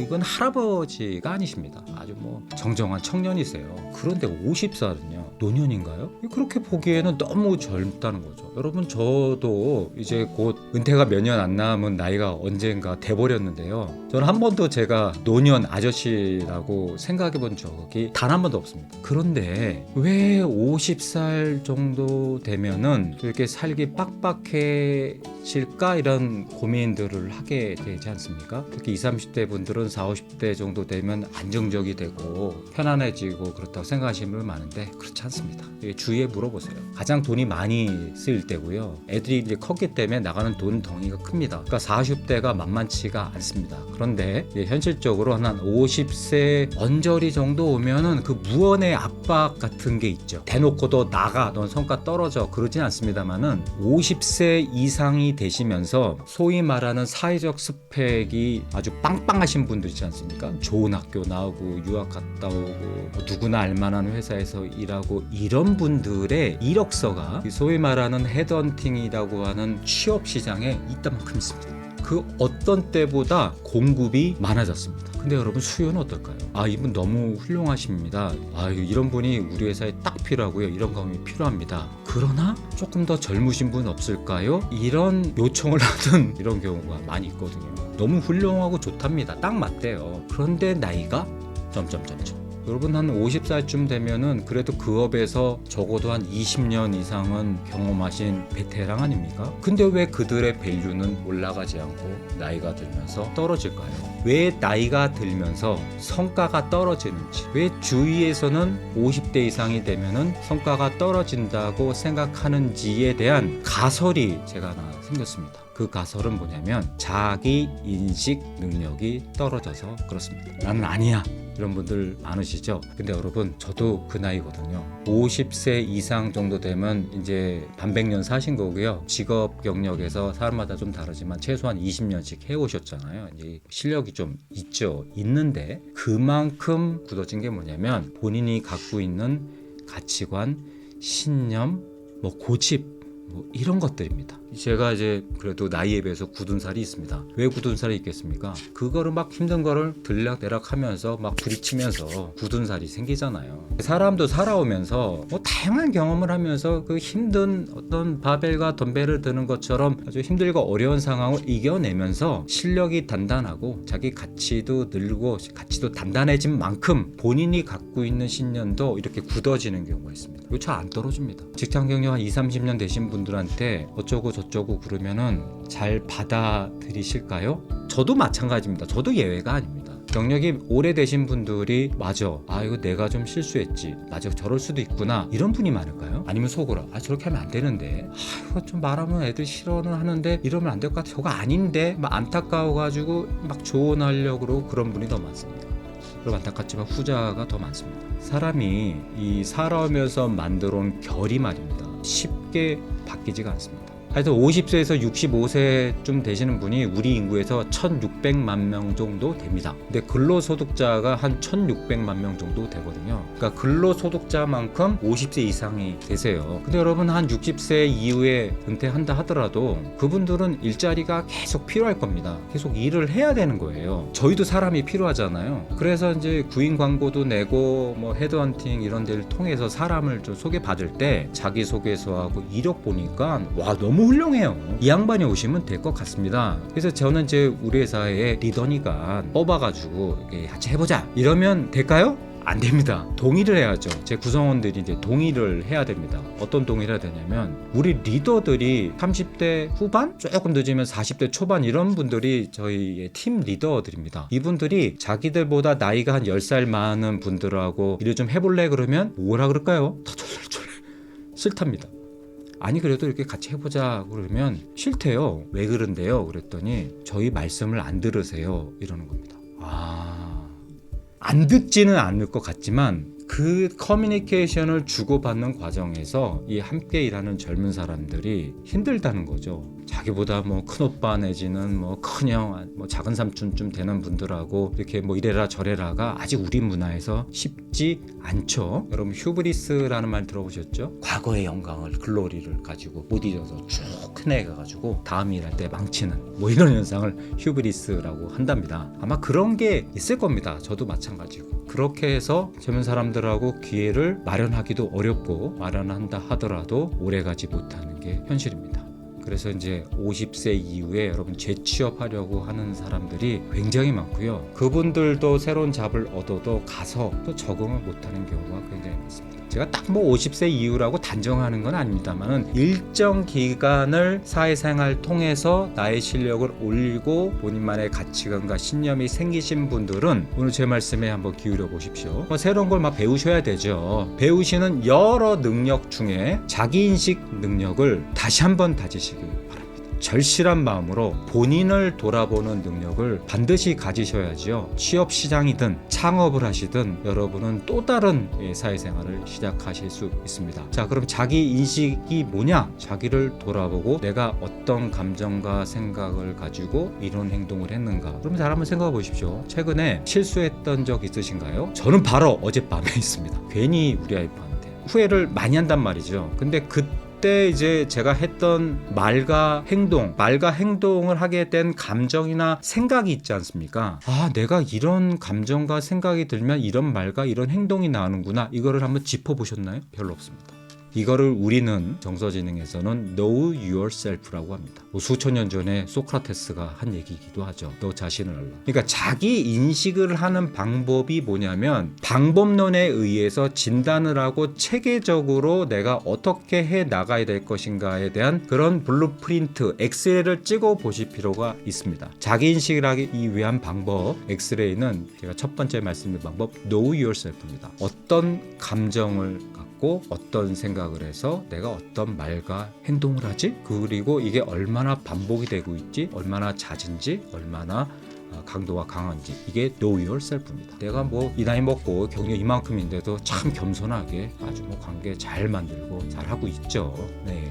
있습니다만은 이제 잘 안 되는 경우가 있잖아요. 그 잘 되면 그대로 하시면 되고요. 잘 안 되면 잠깐 멈추세요. 빨간색 신호등에 멈추듯이 멈춘 다음에 새로운 말과 행동, 감정, 생각을 선택하세요. 이걸 choose yourself라고 합니다. 아니 웬만 나는 게 짜증과 화만 낼까? 아니 뭐 누가 보더라도 이건 어려운 일이지만 가능성도 있을 수 있잖아. 아니 그리고 무슨 뭐 돈만 버는 게 다야? 뭐 가치관, 신념 이렇게 함께 가는 것도 중요하잖아. 이런 것들을 점검하시면서 새롭게 말과 행동을 추주해 보십시오. 두 번째 자기인식 방법은 choose yourself입니다. 자, 그럼 마지막은 뭐냐면 give yourself입니다. 그렇게 하는 이유가 뭐지? 내가 나를 자기인식하는 이유가 뭐지? 이렇게 바꿔야 되는 이유가 뭐야? 그 의미를 스스로에게 더 주세요. 이걸 give yourself라고 합니다. 마지막에 give yourself입니다. 그래서 know yourself, choose yourself, give yourself 요 세 가지를 저희는 자기인식하는 방법론 KCG 방법론이라고 하죠. 이걸 이제 진단할 수가 있습니다. 77문항으로. 그래서 나온 결과물이 열댓 개가 나온 그걸 좀 보면서 어머 세상에 내가 이랬네 스스로 자가평가를 하면서 내가 이런 게 부족했구나 이거 바꿔봐야 되겠구나 그럼 어떻게 바꿔야 되지? 그럼 방법론을 KCG별로 또 방법론이 다 있습니다. 그런 것들도 배워보시는 거죠. 50살은 너무 젊습니다. 우리가 사회를 살아가는 데 있어서 너무 힘들어 고민하기엔 너무 젊다는 거죠. 100살 사는데요. 산만큼 더 살아야 됩니다. 그러면 여러 능력이 있으셔야 됩니다만은 자기 인식하는 능력, 거울에 본인을 비춰보는 능력, 새로운 말과 행동을 선택할 수 있는 능력, 의미부여를 더하는 능력을 먼저 갖추시기 바랍니다. 제가 이제 영어 공부를 열심히 합니다. 우리 선생님이 영화 한 편을 안 배우라고 그러더라고요. 그래서 영화 인턴이 좋다고 하더라고요. 영화는 뭐 한 7, 8번 봤는데 야, 그거 볼 때마다 놓쳤던 장면이 나와요. 거기 이제 벤으로 나온 할아버지가 이제 젊은 사람들 스타트업에 면접을 하러 가지 않습니까? 그래서 처음 면접관이 물어봅니다. 벤은 어느 학교 나오셨습니까? 물어봐요. 그랬더니 벤이 노스웨스턴 대학 나왔다고 하니까 면접관이 와우 하지 않습니까? 노스웨스턴은 미국 사람들이 물어보면 아주 최고의 명문대학입니다. 웬만한 아이비리그보다 상위권에 있는 명문대학이거든요. 그러면서 면접관이 자기 사촌 대학도 거기 다니는데 와 대단하다 이럽니다. 아마도 그분이 명문대에 나오고 굉장한 지식과 경험이 있어서 그 자리까지 가셨을 거고요. 그분이 어쨌든 취업을 하시죠. 하신 다음에 보이는 모습 어떻습니까? 막 나서지 않습니다. 어느 정도 실마리를 주시면서 이렇게 지켜보시죠. 그러니까 그런 것 같아요.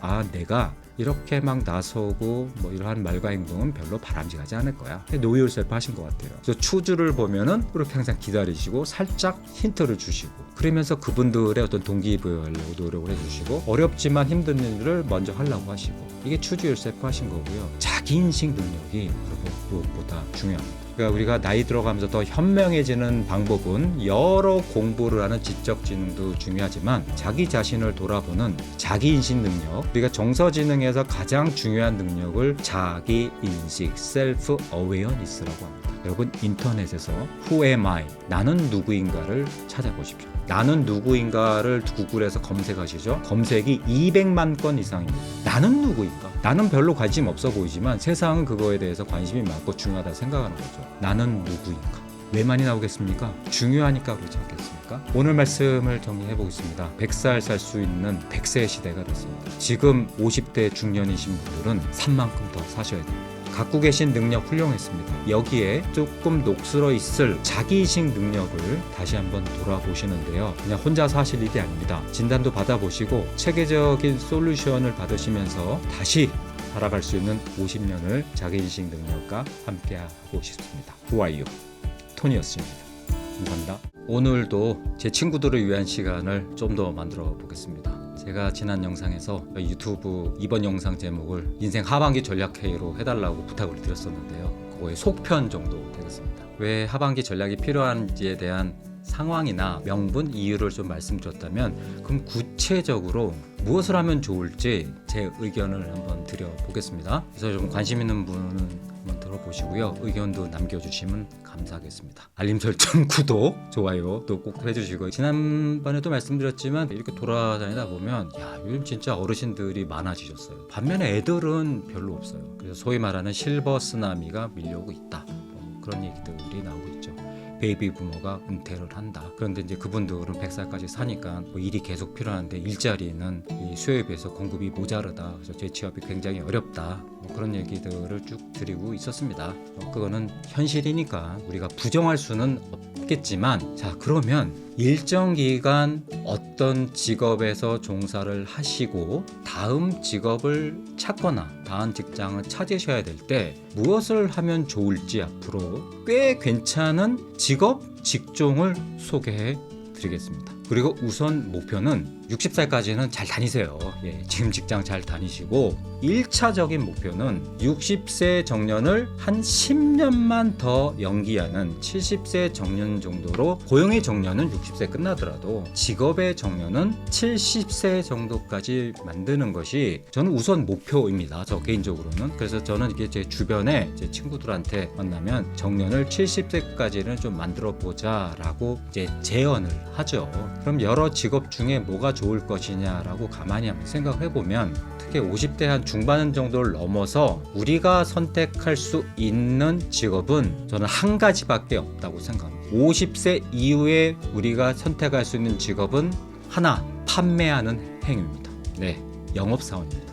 싫다고요? 싫죠. 뭐 파는 게 어려우니까. 자, 그런데 파는 행위를 두 개로 좀 나눠볼 수가 있어요. 첫 번째는 뭐냐면 진짜 뭔가를 파는 행위죠. 뭐 물건이나 뭐 상품이나 뭐 이런 것들 있죠. 서비스 같은 거를 파는 행위죠.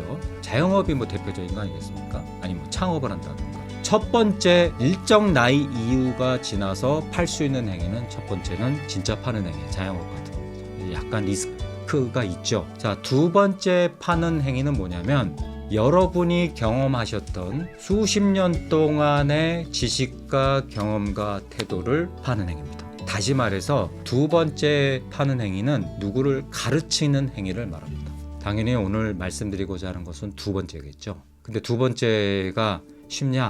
쉽지 않습니다. 뭔가 가르치려면 준비하셔야 되잖아요. 그래서 가르치시려면 먼저 뭐 하셔야 되냐면요. 제가 보기에는 은퇴하기 전 한 5년 전부터 시작해야 됩니다. 물론 좀 늦었다, 뭐 3년밖에 안 남았다. 그러면 뭐 더 열심히 하셔야죠. 은퇴하기 직전 한 몇 년 동안 본인이 경험하신 지식, 경험, 스킬 이런 것들을 집대성하셔야 돼요. 특정 장소에다 하셔야 돼요. 그게 책이든 블로그든 어디든 적어 놓으셔야 돼요. 기록하지 않잖아요. 여러분 죄송하지만 그거 여러분 거 아닙니다. 적어 놓으셔야 됩니다. 적으면서 내가 경험한 지식과 경험, 스킬, 업적이 정리가 됩니다. 자, 제일 먼저 하셔야 될 것이 다시 말씀드리면 본인이 경험하셨던 수많은 업적들이 있지 않습니까? 거기서 어떤 지식, 경험, 뭐 기술 이런 것들이 있지 않습니까? 심지어는 태도도 있고 습관도 있잖아요. 반드시 적어 놓으셔야 돼요. 저만 하더라도 좀 늦게 시작해서 좀 아쉽습니다만은 한 6개월 됐나? 블로그를 일주일에 2회, 3회 정도 열심히 씁니다. 물론 뭐 제 서비스를 알리기 위해서 하는 저희가 있죠.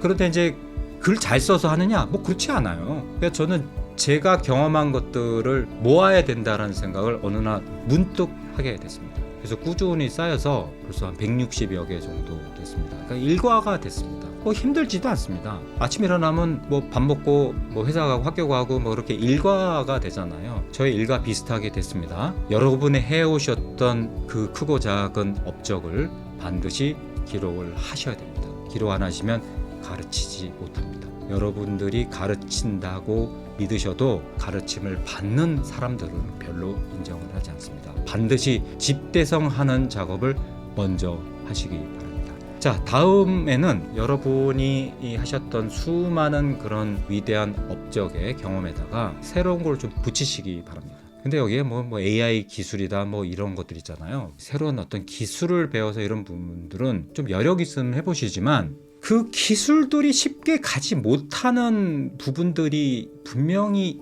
있지 않을까요? 단정은 할 수 없지만 있을 수 있습니다.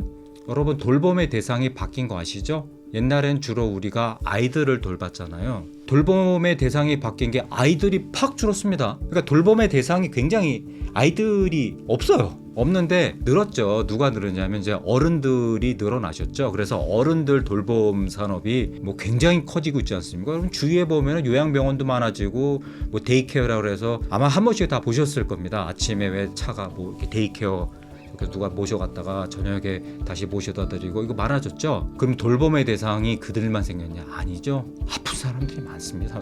마음 아픈 청년들이 많아졌습니다. 자살률이 뭐 여전히 높죠. 하루에 35명씩. 근데 여러분 자살률이 보면 특히 어른들의 자살률이 굉장히 높습니다. 그러니까 돌봄의 대상이 많아졌고요. 굉장히 촘촘해졌습니다. 그러면 기술이 상당히 커버를 해줄 거예요. 기술이 커버를 하지만 아마도 사람 손이 좀 많이 가지 않겠습니까? 돌봄의 경제가 훨씬 더 넓어졌고 촘촘해졌다. 돌봄의 대상이 바뀌면서 촘촘해졌기 때문에 그 돌봄의 능력을 여러분이 가지셨던 능력에 좀 접목을 하신다면 저는 정년을 한 10년 정도 늘릴 수 있다고 생각합니다. 그래서 많은 분들이 은퇴하시면서 코칭이 저는 굉장히 좋은 분야라고 생각을 합니다. 다시 한번 좀 정리해보면 수십 년 동안 여러분이 쌓아오셨던 각자의 분야에서의 전문성을 집대성하십시오. 그리고 기본적인 기술이 좀 바탕이 돼야죠. 그 기술이 아마도 따라오는데 꽤 오래 걸릴 것 같은 돌봄에 관련된 그런 기술들 있죠. 여러분한테 꼭 요양사, 뭐 사회복지사가 되라는 게 아닙니다.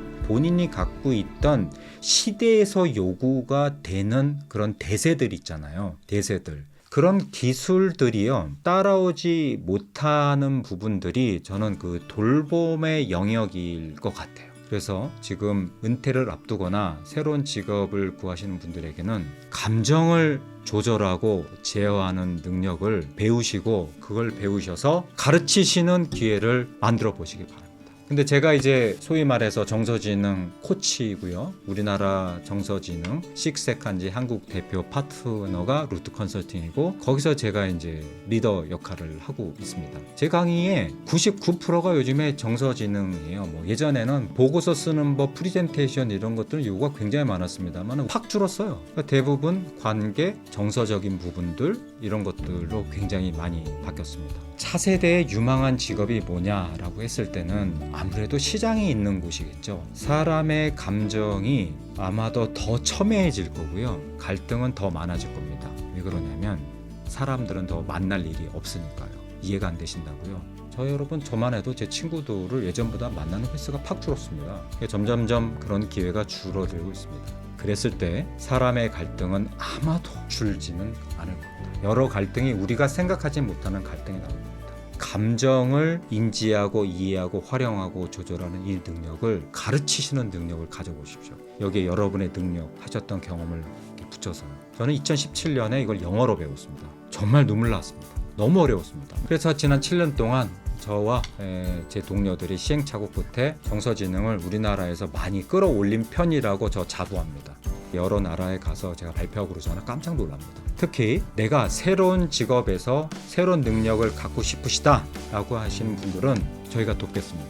우리나라 곳곳에 정서지능이 많아져서, 정서지능이 활용하는 분들이 많아져서 이전보다 조금 더 편안해지고 평안해지고 행복하신 분들이 많아졌으면 좋겠습니다. 그게 지적 지능으로만은 여러분 해결이 안 됩니다. 감정을 현명하게 사용해서 이전보다 나은 의사결정을 하고 관계의 질을 올려서 더 행복하게 할 수 있는 정서지능 능력을 여러분이 갖고 계신 짧지 않은 긴 시간 동안 만들어 놓으신 그 발판 위에, 여러분 능력을 집중하신 그 위에 감정을 인지하고 이해하고 활용하고 조절하는 능력, 감정 튜터라고 저는 이름을 붙였습니다. 그리고 7월 중순쯤에는 저희 선생님을 또 이렇게 모시고 양성하는 시간을, 감정 튜터가 돼보시는 기회를 함께 해보신다면 70세까지 직업의 정년 연장은 문제가 없다 생각하고 여러분도 더 건강해지시라고 믿습니다. 증거는 우리 회사이고 접니다. 감정 튜터가 돼보시는 기회를 가지시기를 강력하게 주장하는 바입니다. 감사합니다. 토니였습니다. 안녕하세요, 토니입니다. 요즘은 넷플릭스, 티빙? 여러 가지가 제 폰과 저희 집 TV만 보더라도 미디어가 많아진 것 같아요. 그 어느 날 영화를 보다가 인타임일 거예요. 특정 나이가 되면 시간을 이렇게 부여해가지고 시간을 돈처럼 커피 한 잔 사 먹는 대로 시간으로 결제하고, 어떤 사람은 보면 남은 시간이 100년 남아있는데 누구는 20몇 초밖에 안 남아있어서 야, 진짜 돈이 무섭구나라는 생각을 제가 하게 됐습니다. 제가 이제 시작하면서 왜 시간은 돈 같다 이런 말씀을 좀 드리냐면, 말 있죠, 말.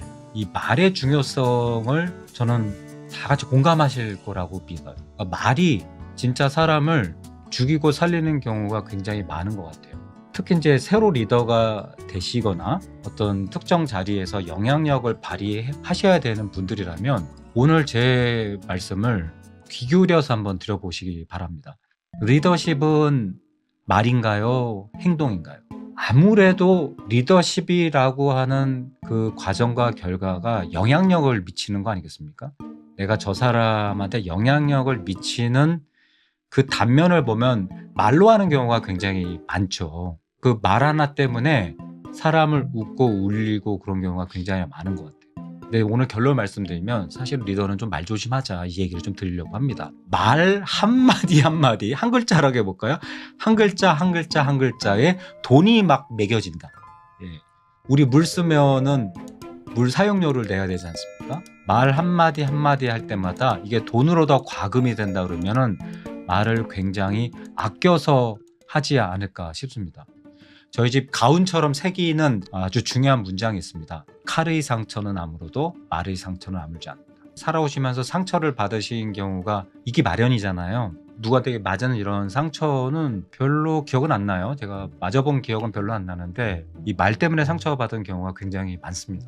그래서 말을 하실 때 항상 좀 조심하셔야 되는데 허심탄회하게 말을 해보자. 그죠?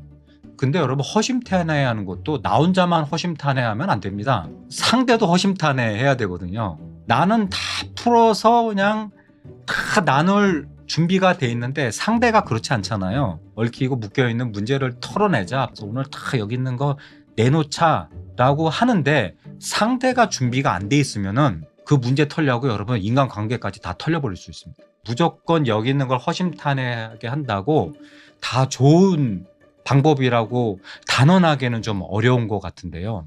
예전에는 그런 거를 별로 신경 안 쓰다가 우리가 잘하는 사람들이 어떤 한마디를 툭툭 할 때 좀 깜짝깜짝 놀라는 경우가 좀 생겼어요. 그걸 누구한테 제가 얼마 전에 느꼈냐면 여러분 라디오스타의 김국진 씨 있죠. 이 김국진 씨가 유튜브 이런 데서 조회해 보시면은 명강연, 명강 이런 거 보면 김국진 씨가 꽤 나옵니다. 이분이 올해 60살 되셨대요. 옛날에 그 김국진 씨의 인기는 윤우님이라고 하는 유재석 씨 이상이지 그 밑은 아니었을 거예요. TV만 틀면 광고에 다 나오고 그럴 때 있었는데 근데 그 라디오스타에 그 강남 있잖아요. 강남시 그 스케이트 선수 이상하 씨 남편 되시는 분이 나왔는데 김국진 씨는 옛날에 뭐 하신 분이냐 물어보고 그래서 사람들이 막 다 웃었어요. 김국진 씨가 어마어마하게 유명했던 분이잖아요. 김국진 씨가 하셨던 강연이나 강의를 좀 들어보시기를 저는 추천을 해드립니다. 유튜브 보면 본인이 하신 얘기가 많습니다. 모리셔스 섬의 도도새 이야기부터 시작해서 본인의 이제 혀 짧은 얘기를 해주시는데 근데 그분 얘기가 난 참 맞는 말 같아요. 강점을 더 강하게 해서 성과를 내는 게 뭐 인류가 하는 방법이다라고 하지만 단점이나 약점을 극복한 경우가 더 많지 않나요? 이 얘기를 이제 김국진 씨가 하셨는데 상당히 일리가 있었습니다. 자기의 큰 단점이 있었는데 훌륭한 리더들은 대체로 단점을 극복해서 훌륭한 위대한 리더가 됐다라는 걸 알게 되셨대요. 그 부분의 단점이 뭐냐면 이 혀가 짧아가지고 그렇게 피드백을 받고 선배들한테 욕먹고 혼났답니다. 결론적으로 그분은 그 혀 짧은 소리로 아주 유명해지셨죠. 사실 이 뒷얘기가 저는 좀 더 와닿는데 본인이 워낙 말주변이 없으셨대요. 말주변이 없으셔서 말을 하면 상대가 별로 재밌어 하지도 않고 뭐 말실수도 많이 하고 그랬나 봐요. 말 실력이 없다 보니 말수가 줄으셨대요. 말이 정말 없는 사람이 됐다고 합니다. 그런데 이제 개그맨이 말을 안 할 수가 없지 않습니까? 이분이 말수가 적다 보니까 이거는 단점으로 작용을 하지 않습니까? 그런데 적지만 잘 모아놨다 한 방씩 빵 터트려야 된다라는 생각을 하시게 됐대요. 김국진 씨의 예전에 하셨던 그 퍼포먼스를 보면 말이 많지가 않습니다. 쭉 얘기하다가 갑자기 이런 말 한마디에 사람들이 막 그냥 자지러집니다. 내가 알아서 할게. 뭐 이런 말이 있지 않습니까? 본인이 갖고 있던 그 단점이 아주 본인을 그 자리에 올린 결정타가 되셨다고 하는데 제가 오늘 사실 뭐 드리고 싶은 말은 뭐 단점을 극복해서 위대한 리더가 된다기보다는 김국진 씨가 주신 메시지는 말이 좀 적어야 된다라는 생각이 좀 들어요. 말을 적게 쓰려고 노력하시다가 아주 힘 있는 한마디 한마디를 준비해서 하시는 것이 참 중요하다고 생각을 합니다. 저는 이제 정서지능을 공부하고 있고요. 여러분들과 많이 나누려고 부단히 노력하고 있습니다. 정말 많은 분들께 이 정서지능을 알려드리고 싶은데요. 정서지능의 아주 핵심 중에 하나는 뭐냐면 리액트 하지 말고 리스폰드 하자. 이게 아주 중요한 저는 명제라고 좀 생각을 해요. 여러분 사람은 굉장히 이성적이고 합리적이죠. 언제 이성적이고 합리적이냐면 무난할 때, 별 문제 없을 때, 돈도 많고 건강할 때는 뭐 이성적이고 합리적이죠. 누가 실수를 해도 별로 뭐 기분도 안 나쁩니다. 아이 뭐 그럴 수 있지. 그런데 내가 가진 게 별로 없잖아요. 건강하지도 않습니다. 근데 누가 뭐 나를 공격해요. 내 걸 조금 이렇게 뺏어가고 낭비했습니다. 그러면 민감해지는 거죠. 그럴 때는 소위 말해서 감정적이 되는 경우가 굉장히 많습니다. 에너지가 충분하면은 이성적이고 합리적이지만 그렇지 못할 때는 감정적이 될 확률이 굉장히 높거든요. 말도 마찬가지예요. 이성적이고 합리적인 상황에서는 말이 멋지게 나오죠. 아주 뭐 차분하고 근사하게 나옵니다. 그런데 나를 뭐 힘들게 하는 자극이 들어와요. 응징해야 됩니다. 그럼 그때 말이 확 나가죠. 근데 그럴 때는 본인이 사실 에너지도 떨어지고 힘들 때인 경우가 많아요. 뒤늦은 후회하게 되죠. 자극이 들어오면 감정이 생기는데 그 감정 때문에 우리가 원하지 않는 말과 행동을 해서 관계도 틀어지고 이런 경우가 굉장히 많죠. 자극이 들어왔을 때 부지불식간에 확 그냥 반응하는 거를 react라고 합니다. 우리말로는 반응하다, 대응하다. 근데 뭔가 여기서 좀 천천히 여러 가지 프로세싱을 거치고 자극이 들어왔을 때 나를 힘들게 하더라도 좀 생각해 보는 거죠. 내가 이렇게 반응을 하면은 저 친구가 어떨까? 내가 말을 훅 해서 마음에 상처를 주는 것보다는 톤도 다운하고 시간을 좀 더 벌어보면서 좀 더 지켜볼까? 라고 반응하는 것은 리스판드. 리액트 하실 때와 리스판드 하실 때는 굉장히 다릅니다. 제가 뭐 기회가 되면은 우리 김국진 선생님을 꼭 한번 뵙고 싶은데 말수가 줄으셨다잖아요. 말하기 전에 여러 번 생각하고 작전을 짜고 고민을 하신 다음에 쫙 말했을 때 말의 힘이 커진 거죠. 이게 리스판드 하신 거예요. 대체로 인간관계에서 리액트 하시는 것보다는 리스판드, 자극이 들어오셨을 때 내가 이런 말을 했을 때 돌아오는 부메랑은 뭘까? 그 짧은 순간에 연습을 해보시는 거예요. 이렇게 말하는 것보다는 이렇게 해보는 게 좋겠다. 뭔가 한번 이렇게 걸러내서 잠깐 멈춰섰다가 생각을 해본 다음에 이렇게 얘기하는 거죠. 예전에는 뭐 이렇게 조언한답시고 한마디를 해드리고 그러는데 지금은 거의 그럴 일 없습니다. 얘기 다 듣죠. 들을 때도 고개 함부로 끄덕이지 않아요.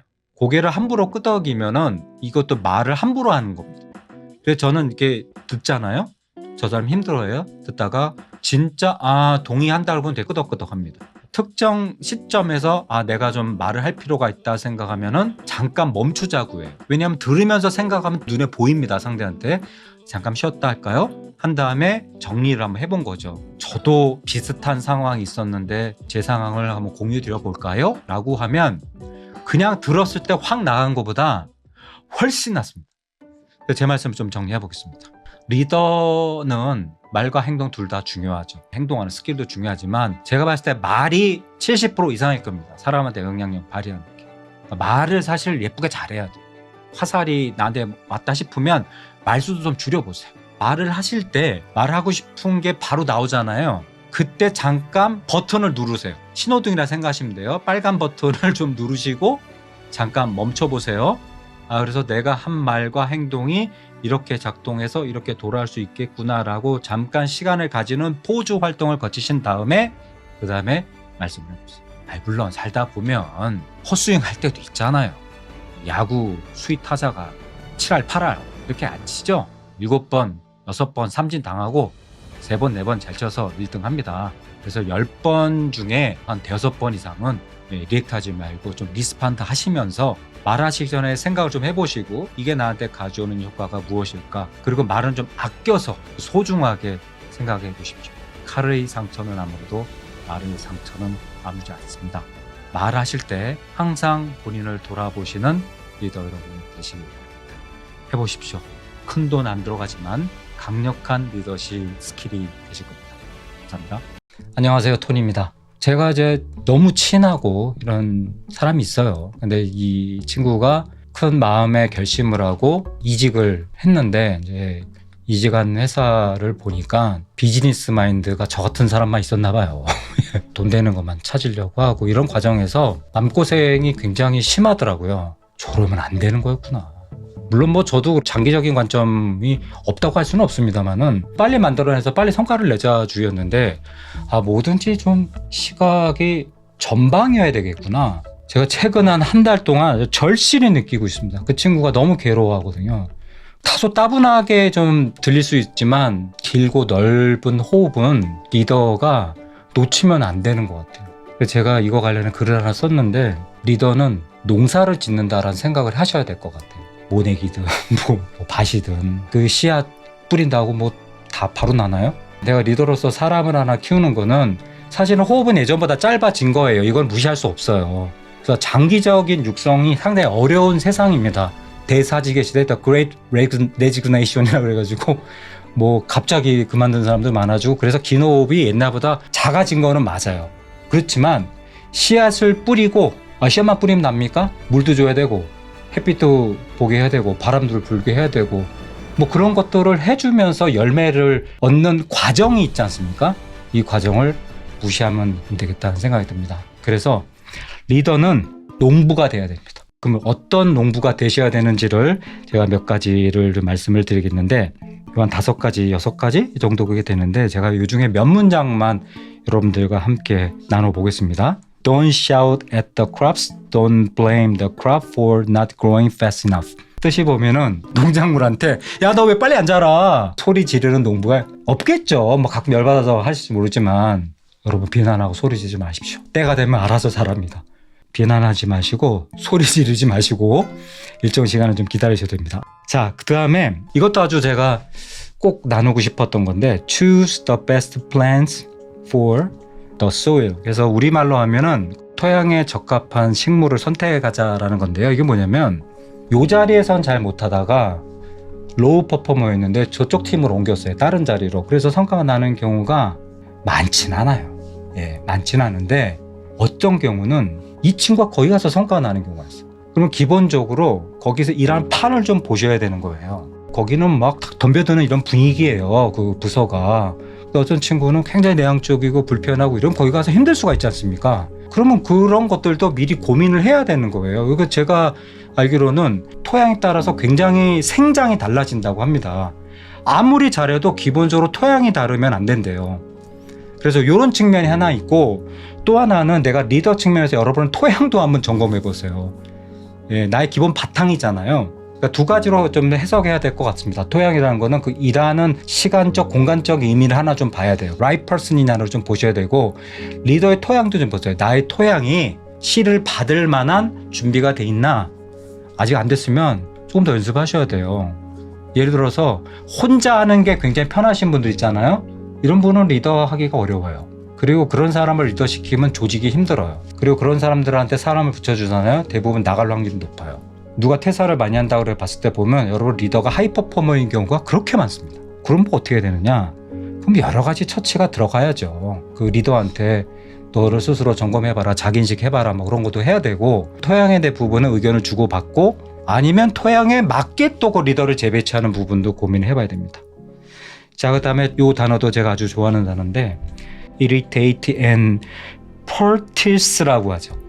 이게 이제 그런 거예요, 여러분. 흙을 가만히 놔두면 안 되죠. 여러분 황무지를 개간을 한다 그랬을 때 제일 먼저 뭐 합니까? 뒤집잖아요. 메마른 땅을 뒤집는 거예요. 그걸 개간이라고 하지 않습니까? 거기다가 이 비옥하게 만들기 위해서 뭐 비료를 주고 이렇게 하잖아요. 그렇게 해야 돼요.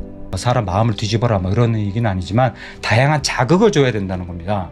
좀 챌린지 있는 것도 줘야 되고 저 좋은 의미에서도 뭐 놀게도 좀 해주고 이런 것도 되고 그 다음에 비료는 뭐 여러 가지 의미가 있겠죠. 밥도 좀 먹이시고 교육도 시키시고 여러분 먹는 것과 리더십과의 상관관계가 있을까요 없을까요? 왜 없겠습니까? 먹여주는데 누가 싫어하겠어요? 특히 우리나라는 먹는 것이 다른 나라하고 비중이 다릅니다.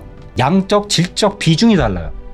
우리는 꼴도 먹고 욕도 먹고 나이도 먹고 뭐 챔피언도 먹고 오만 거를 먹습니다. 그게 알게 모르게 우리 정서에서 먹는 게 굉장히 중요하기 때문에 그렇습니다. 비료를 주는 거를 게을리하지 마세요.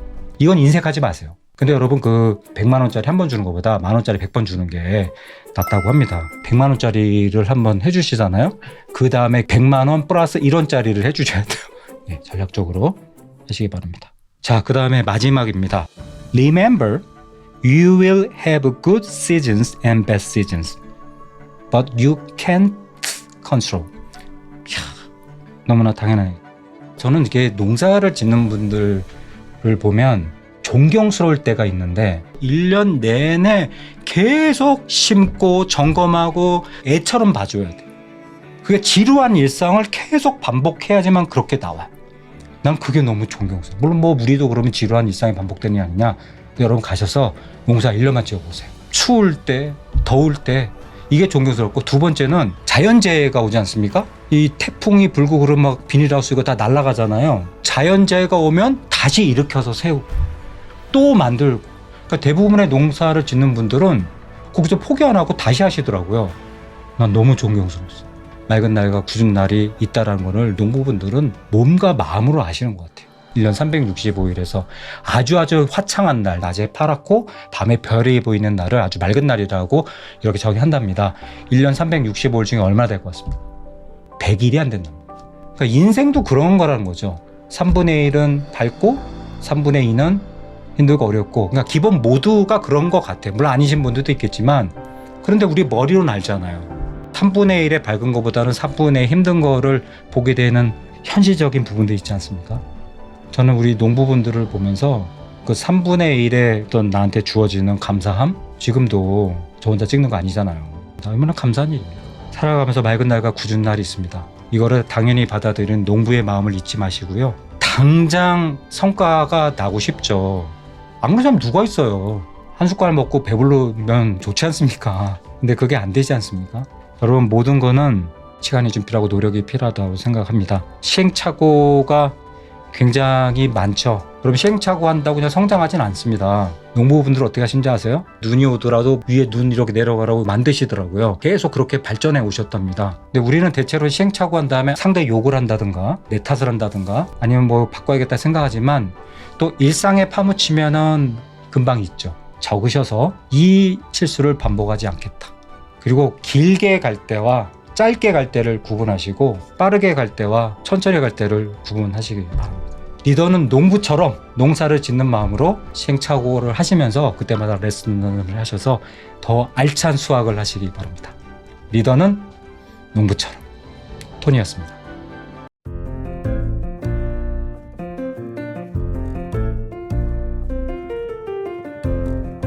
안녕하세요. 토니 김태균입니다. 이번 영상에서는 사람의 목숨을 살리는 아주 굉장히 중요한 정서지능 역량에 대해서 말씀을 드리겠습니다. 낙관성 발휘에 대한 부분인데요. 낙관적인 생각을 하시면서 사십니까? 쉽지 않죠. 왜 쉽지 않냐면 우리를 둘러싼 환경이 늘 만만치 않으니까요. 사실 저도 이번 한 주는 굉장히 벅찬 한 주를 보내고 있습니다. 일정이 만만치 않았고요. 또 제가 입시생의 아빠로서 아이의 미래 결과를 또 기다리는 시간이다 보니까 아주 불편한 마음으로 한 주를 보내고 있습니다. 이 낙관성 발휘라는 이 역량이 저한테 큰 힘이 됩니다.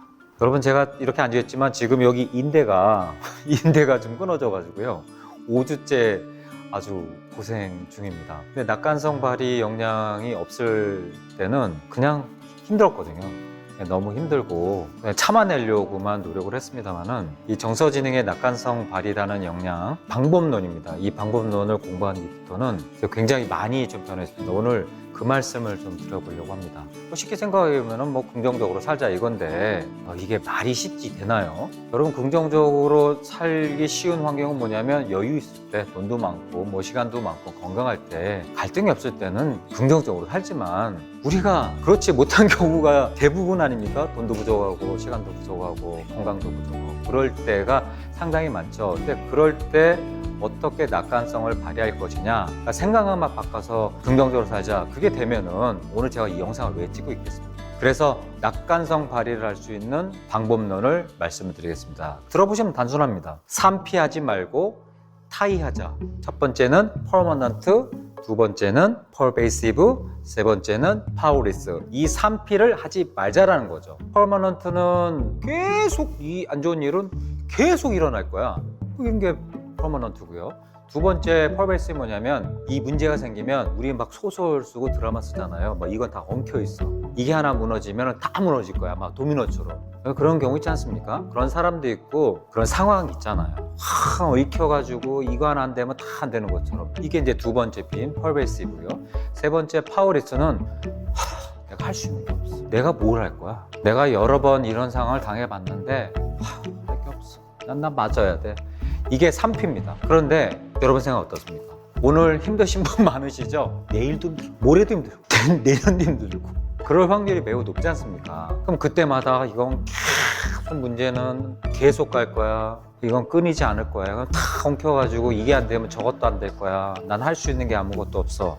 이렇게 생각하는 것이, 이런 인식에 뭐가 도움이 되겠습니까? 자, 그런데 산피하지 말고 타이하자라는 말은 뭐냐면, 첫 번째 T는 temporal입니다. permanent 하지 말고 temporary 하자. 이 일은 계속 될 거야. 이게 아니라 이건 잠깐이다 마는 거야. 자, 두 번째 I는 isolated. 이건 딱 분리되어 있는 거야. 두 번째 P가 뭐였습니까? pervasive. 이거 뭐 다 엉켜 있어. 이거 하나 무너지면 다 무너져. 얘 하나 문제가 되면 다 문제가 돼. 이게 아니라 얘는 얘일 뿐이야. 이 문제는 이걸 뿐이지 다른 거와 연결시키지 마. 두 번째가 isolate. 세 번째는 뭐냐면 effort possible이라 그래서 내가 몸이 많이 아프다는데 내가 의사야? 그럼 내가 돈도 없고 뭐 사 먹을 힘도 없고 약 먹을 뭐 여력도 없어. 나는 아무것도 할 게 없어. 우리 회사가 뭐 높은 사람들이 알아서 하는 거지 뭐 내가 할 수 있는 게 있겠어?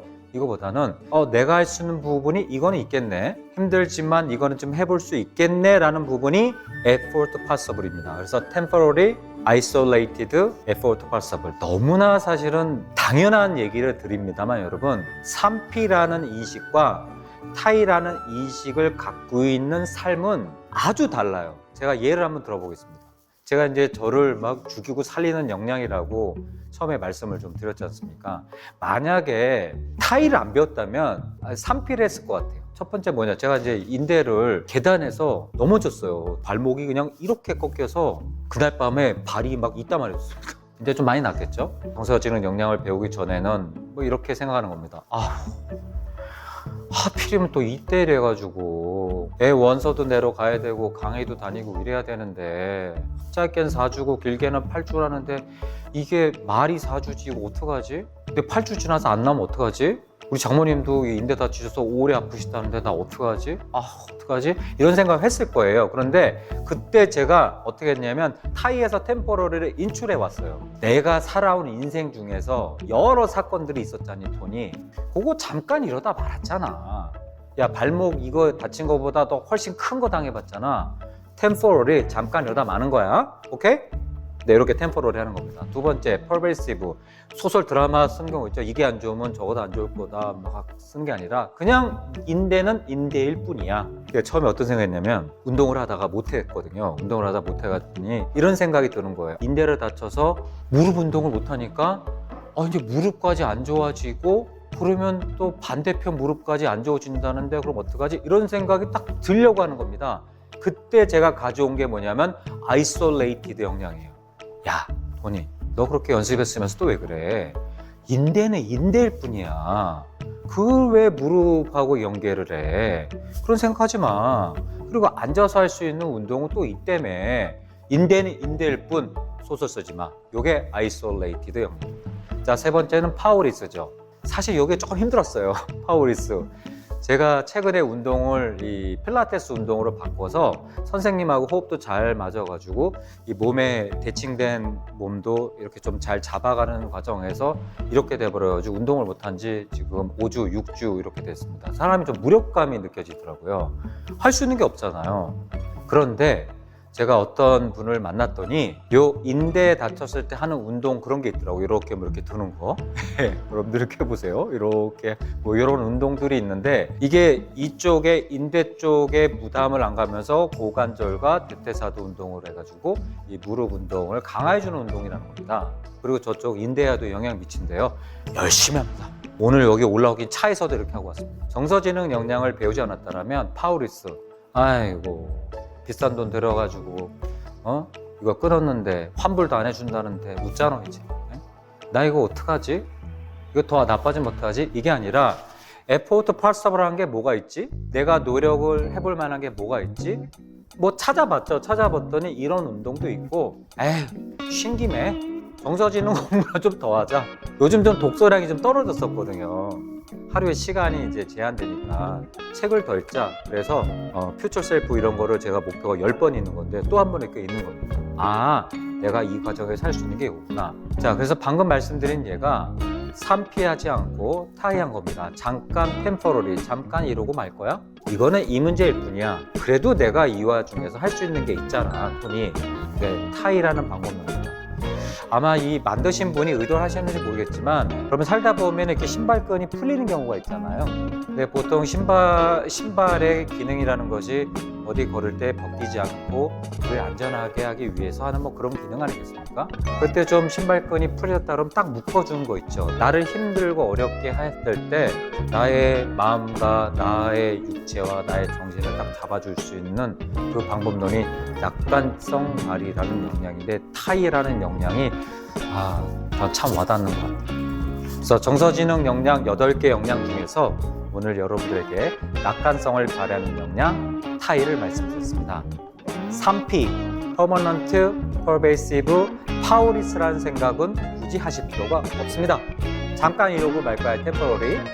이건 이문결문이야, Isolated.